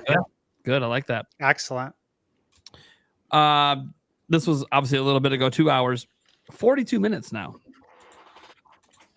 42 minutes. Thunderstash is wondering, this is just a bonus question. How do I send people over? Well, buddy, go on your YouTube backend and you go to edit stream. And then you go down to customization, and scroll all the way down. You'll see redirect. And you hit add, and from there, hopefully you can figure it out. Okay, wait. YouTube backend. Okay, I'm there now. Edit stream. Yeah, if you're on the back end of the stream, of the live stream. Like in studio?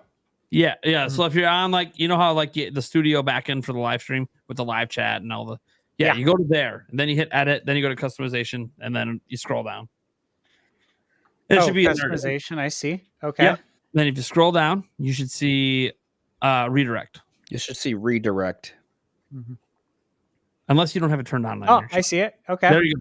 Yep. That's what I do to some people. And then from there you can add and you can go over and it'll show you people live that you're sub to, or you can paste the exact link in.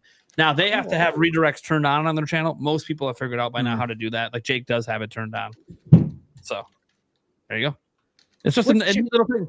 Trying to help. How do you think I keep sending people to our next podcast episode at the end of my shows? Exactly how I do it. Can I click it now, or do I have to wait? No, you can click it now. It's all fine. Okay. It won't matter until it automatically does it when the stream ends. Done. Cool. Yep. Thank you. And now you know. Okay. Figured I just give why top behind. That was easy. Thank you. I guess it's super easy. Let's just get this out of the way. All right. Kitsune. Yakuza 0 is getting a physical release on Switch 2, and you can pre-order it on the 24th, but no news if it's a key card or not. So that's the thing. Like there's a lot of people that think key cards are not physical. They're not traditional physical. It's more like a digital that you can resell, but requires a physical card to play. But that's why you can resell it, because it's tied to the cartridge. But the first time you download and install it, you have to have one. It's a physical where you have to download. Yeah. Well, but the thing is, it really is not that different from. Yeah. It's not that different from like NBA. Not that different. Yeah, it's not different every from disc. 8th generation because stuff. All those games require an install. Yeah, they all were like, oh man, 8 gigabyte cartridge. Yeah, but it's a 60 gig game. You're downloading the game. It's pretty much like the same difference, except they just have no data on the cartridge. Why? To make it as cheap as possible. So it's going to be available to resell, guys. Like you can borrow it to your friends. I'm going to show all that on launch day because I'm going to have at least one of those on hand. And you know, I'll even show in a video or a news video, I'll show that, hey, you can resell it. Here is me, literally footage of me reselling this game back to GameStop or back to wherever I decide to sell it to. Because if selling it to a friend is one thing, but you just gave it to him. Like, okay. But how about let's go to a store? The stores will buy it, and I will prove that to you by going to the store and selling it literally like the day after I bought it, which is just stupid because you could. Anyways, I got something to bring up about this, about game sizes. I know it didn't fit into any topic, but there's been a lot of discussion about the larger file sizes. Obviously, with the size of Oblivion being 120 gigs, everyone's like, all right, well, that's definitely going to be on a key card if it comes to Switch 2. One thing I want to mention is today I found out the file size for Hogwarts Legacy on Switch 2. 14.8 gigs compared to the PS5 version that is 79.9. Yeah. So again, huge, massive difference. And that's a Switch 2 game being compared with PS5. If we went to like Switch 1, you could compare NBA 2K on PS5. My file size without a career mode is 100. It's 137 gigabytes. And on Switch 1, it's 53. Yeah, one thing to remember is a lot of these file sizes are from 4K assets. Yep. Which they're not doing on Switch 2. They're just using upscaling. Yeah. So it's like it's a huge file. Like you guys look at the Call of Duty is so massive. I'm like, it's probably gonna be like half the size. There's a shot it might fit on a 64 gigabyte physical cartridge on Switch 2. Yeah, there legit is a shot for that actually. Not saying they will do it. They still might cheap out and go with the key card, but yeah, I think that 256 gigs will actually go a decent way. Decent, more than people are expecting. Yeah. Okay. Demonic Brawler comes in and says Ocarina of Time Majora's Mask 3DS remasters Switch 2 editions. Please no. Just remakes. No, I don't want 3DS remasters. No. I'm good. Well, but Twilight Princess remakes on the ground for Switch 1 games so far. We haven't seen anything else. Yeah. Yes, that's all I don't Switch 2 editions for anything else. By the way, I hope Nintendo remake. I don't know if I want a lot more Switch 2 editions, but I do want a lot more free updates. Yeah, I wouldn't mind that. Totally. They have a nice list of free updates. I hope that's just the beginning. Like every month they announce a couple more free updates for some of their biggest games. It'd be great. Are you guys under the impression that those are coming day one? The free updates? I think the ones they announced. I think they are too. Yeah. That's badass. That's 12 games. Yeah, no, I think those are the ones that are just dive ready. Into those. Yeah. already now, and there's probably more coming. Yeah. That's They gonna be probably fun. they probably have a small team doing it. That's why they're just going game by game as much. What many I as they can wonder get. is, are those just going to be things they announce? I wonder if they'll announce those like in a direct, or it'll be something that's just like, like, oh, these They're games just are now randomly getting. kind of Yeah. like Nintendo Music. They just like randomly Yeah. drop. Oh, here's Yeah. a new thing. Yeah, Yeah, it'd be cool if there's at least some sort of it announcement. feels like it Switch might be update. more like that because. Yeah. Yeah, and look, you go on your Switch 2 and you go to play the game, it'll just prompt you, hey, did you know there's a free update for this? What? Why is it being updated? Oh shit, look much better it looks. Like, yeah, cool. Also gives me more to talk about. So I like it. Yeah. But yeah, no, I Twilight Princess from the ground. I think we all want that. So yes. I just want to say that I think the Switch 2 edition thing is the answer to Wii U ports, right? Because the Wii U ports were huge for Switch 1. And I think Nintendo thought, okay, how can we kind of replicate that? Oh, let's do Switch 2 editions. And here's the interesting thing about that. 8 years from now, they can do Switch 3 editions for Switch 2 games. And so they've essentially created a system where they can forever Wii U port bolster their lineups. And that's it. They figured it out. Yeah. And I hope that like in the future, it's less Tears of the Kingdom, Breath of the Wild, like more like Kirby and stuff, like adding new content, like DLC. Yeah. Adding new content. I think that's the way to go. Oh, yeah. I think that Kirby. And obviously allowing Switch 1 owners that have Yeah. just to buy the upgrade and be done with it. So they're not spending, $80 or $70. But I do like the new content angle. I don't like the still charging MSRP plus new content, but I own all these games, so I'm not gonna have to do that. So but for new buyers, that's the thing. Like down the line, there could be some more obscure titles they bring back that maybe didn't sell as well that could find a new audience and $80. We'll see. Some more Zelda love coming in. Demonic Brawler. Primary Mastered Switch edition. Yeah, I bet that happens. Especially because of mouse mode. That alone, I bet it happens. Demonic Brawler says The Legend of Zelda Oracles HD 2D remaster / remakes. I mean, look, I think what happened with Link's Awakening is not the end. There's going to be more top-down Zeldas remade. Mm-hmm. I don't know what the next one is, but I do think that it happens before the next 3D Zelda, like the brand new 3D Zelda. Let's come in 2028, 2029, or whatever. I think it happens before then, and then I think the next original top-down game will happen after the big 3D Zelda drops. I think we eventually get all of the top-down Zeldas remade, including the original on NES and A Link to the Past. Yeah. Obviously, the Oracle games. And you haven't figured it out. It's probably Grezzo making it. Minish Cap. Doing it. I just hope Yeah, it's a new style. Same here. By the way, I would literally love the art direction. You But look let's so good. go with another art direction. Let's surprise people again. Yeah. I couldn't agree more. I think it's a beautiful art style. Love the toy style like diorama, but it's going to lose its novelty if they do every single game like that. They got to keep it exciting. Yep. Yeah, you can't just they can't. I think you did it for 2 games. You can maybe really switch 2 editions of those games. I don't care. But let's go ahead. Actually, I know Link's Awakening is getting a free upgrade. Are people saying my internet's bad because I have 900 up and 900 down? Yeah, you're the one cutting out a lot sometimes. Yeah, it could just be your connection to their servers. Beats the fuck out of me. Yep. Maybe it's You because don't- I'm on 900 Best Buy, upload? Target, and Walmart It's right called- now. it's I have called a 900 upload. Yeah, I have fiber. Yeah. The limitation could be the computer, like your network card on the computer could be causing problems too. Who knows? Who the fuck 2 knows? minutes remain, gentlemen. Yeah, let's go ahead. Yep. Let's go get ahead and get through this stuff.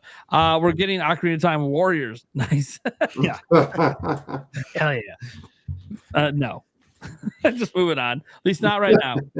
All right. So the next one here is Stephen Vaughn at GameStop by myself, and I just watched an 80s super nerd walk by. Nice. Balding hair, glasses, thin in a t-shirt tucked into high nylon shorts, rolled up socks, Hell playing yeah. Triple H's theme on a phone and doing a strut. Hey, he was awesome. ready. He was That ready. That guy's a legend. Dude, Is my connection better now? you seem fine. I mean, it cuts out randomly, so it's hard to tell. Okay. Yeah, we'll see. We'll see. That dude's got to be a legend in the city. Unfortunately, Joe, we're not going streaking. It had to be exactly 69. We went over. There's still an outside shot at it, but like it's got to be like, I don't know, 65, 66 more dollars to hit it. So probably not going to happen, but I appreciate it, man. Thanks for the $10. Oh my God. Stephen Vaughn said he walked by again. Time to play the game. Oh, that's great. Yes. This next one here is specifically for Thunderstash. It says Wave Race and Pilot Wings. We gotta believe. We got to. Believe it. We have to put it out there. Yeah. Maybe it'll happen one day. You gotta believe. Thanks, You gotta Pluckers. in Joe Hendry. Anyways, hey, he's at WrestleMania for all of like that 5 was crazy. Yeah. for all of 5 minutes. But hey, he's probably one of the next ones coming up eventually. TARDIS says on Best Buy's website, I shouldn't refresh the page, right? It should auto let me add to cart without refreshing, or what do I do so I don't lose a spot? That's a good question. I think if I remember right, Jake said something about Once you're in the queue, it randomly gives you a number once you add it to your cart and are going there. It doesn't. You don't lose your spot in line. Your spot's not there when you're adding it to your cart. It's once you get it in your cart, then you're added to the line. But Jake will have all that. Yeah, just add. This is a better question for Jake. Yes, it is. I don't know. I thought I heard different on his video today where he said, "Hey, when you go to the Best Buy website, they have a queue system." They do. But the way he suggested it, at least the way I understood it, was it's not when it's not when you add to the cart. It's once you click add to cart, you'll be in line to try to get the item. We will then verify your account and check the availability. So that's different than what his video said today, because Best Buy must have changed. I don't know. That's what it says. Yeah, he said today, like, hey, people get get frustrated because they're in the line and then they refresh and they actually are. Is there any sort of visual indicator that you're in the queue? Yeah, there is. So I was there for like PS5 Pro stuff, most recently in this past November. And yeah, you get put into the queue and it'll tell you are in the queue. And you just wait. The biggest thing is just do not refresh. People refresh, and when you do that, you go back to the end of the line. So the biggest thing is patience. Patience, everyone. Don't refresh. As long as I see them in a queue, I won't refresh. But if I'm not in a queue, you'll know it'll appear right on screen. Yeah. So again, but Jake Randall's a good. Any questions you have, we're going to be kicking you guys over here in a few minutes. We have one final super chat that came in, at least the final one for now. Yes, folks. Plucky dropping it hard. But we're going streaking!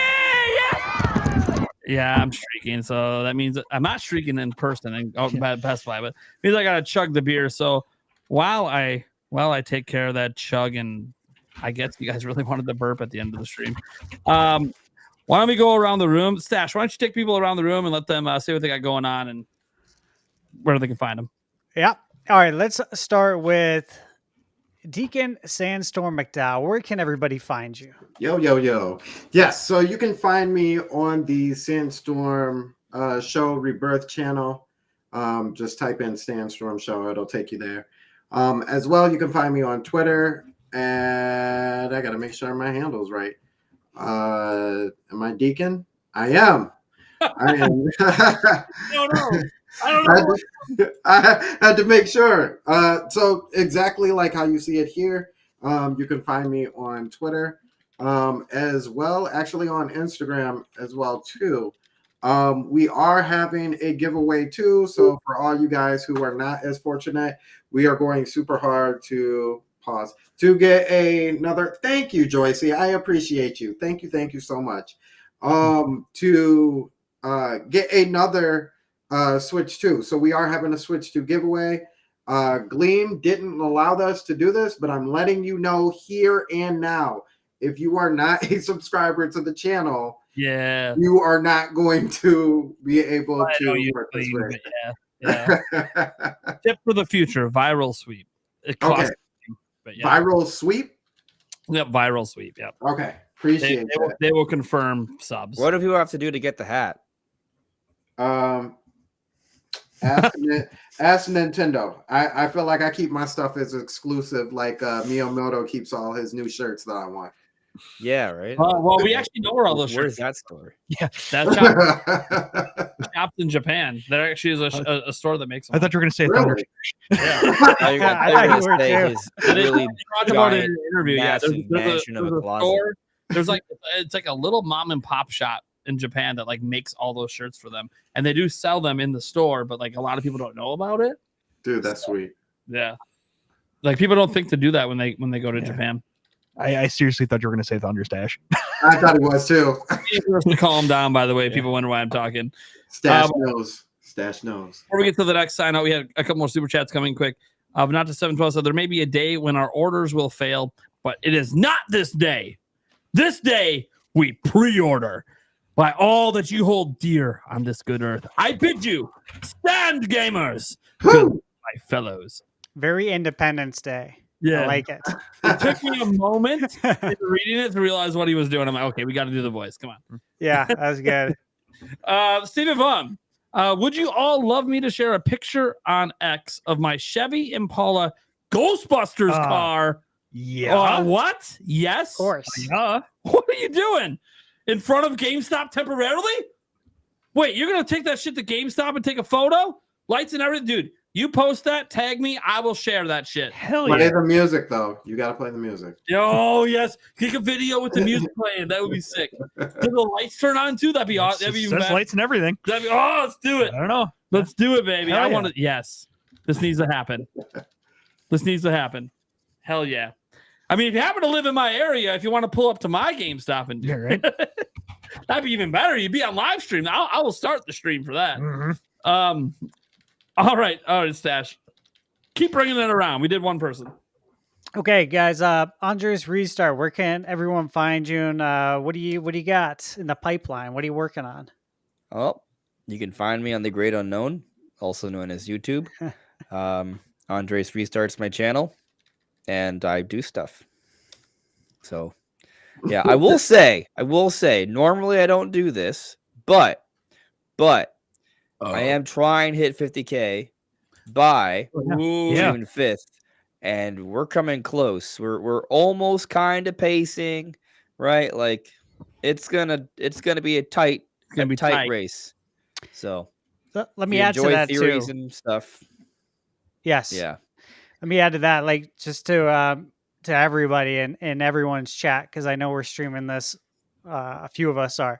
If you haven't subscribed to Andres Restart, what are you waiting for? I've been subscribed for a very long time, since long before I knew you, and I listen to and watch all the videos. They're all very good. Oh, yeah. They're very well thought out. He puts a lot of research into it, and he has been shooting for that 50K, and I'd really like to see you hit it too. Yeah, And I think it's very well deserved. So Appreciate it. I man. had Thank you subbed, and I think it was on my previous channel because you did a lot of stuff with Rob. Yeah. Love Rob. Yeah. So he's been on the channel too, and I'm like, man, I know Andres is on my thing. Sure enough, you're not, because this is a different channel. So yeah, there you go. You gained at least one, baby. Plus But one. no, seriously, guys, get him to 50K. Heck yeah. Hey, we secretly behind the scenes pushed Stash to get over that finish line to 100K. We pushed Gamebird to get to his 1.5, and hey, he's actually 1.53 now. Hell yeah. Damn. The 2K before the end of the year, guys. It has to happen. Andres Restart, we got to get him to 50 because look, man, setting aside the fact that he's been a long-term friend of the channel and friend, we met each other in person. We have each other's phone numbers. We sometimes call each other and talk the shit, bullshit on sports. Heat lost, by the way. I'm just happy they competed. I know they did lost. They competed. I'm happy. But yeah, because they really don't really have much. They have no business competing with them. Yeah, just making it fun to watch as you kind of hope for the Heat. Yeah. And they did that today, so good for them. But no, Andres Restart, he's been a friend of the channel for a long time. He's literally been like co-hosting with the old podcast for years, the Nintendo Prime podcast, and like he's known my channel since like I was back at the 50K mark. Like that's how far back it goes. And as my channel has exploded, his hasn't, and I don't get it because he makes better content than me. What's wrong with you guys subscribing to my dumbass? Remember, I'm the clickbaiter. Stop going to the clickbaiter and go to the guy that makes the real content. Yeah, clickbait too, apparently. So yeah, I know. Yeah. Apparently, everything you do is clickbait. I know. It's welcome to the internet. But no, seriously, guys, Andres Restart makes amazing content. I mean, you can even look; he's getting pretty good views on a lot of his stuff.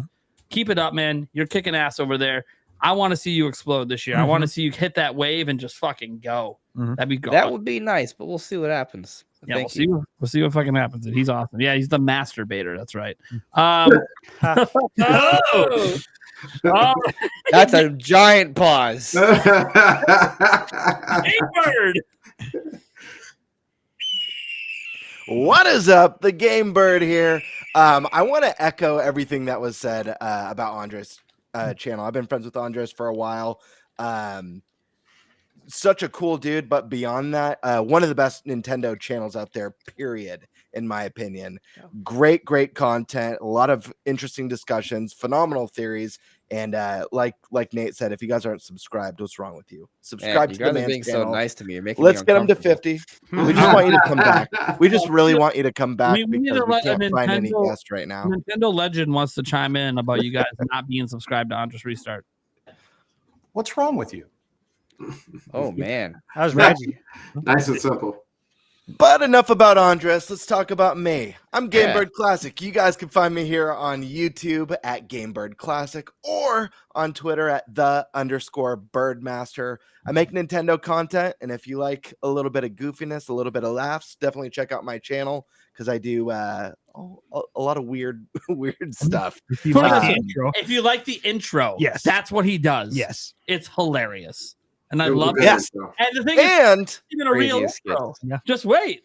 Yeah, the real intro is cooking right now. I apologize. This one's going to take a little bit of time. Oh no, the more time you know, it cooks, better it is, But baby. the thing is, this one's so rewatchable. Like every It is. time, I'm just like It's in awe. hilarious.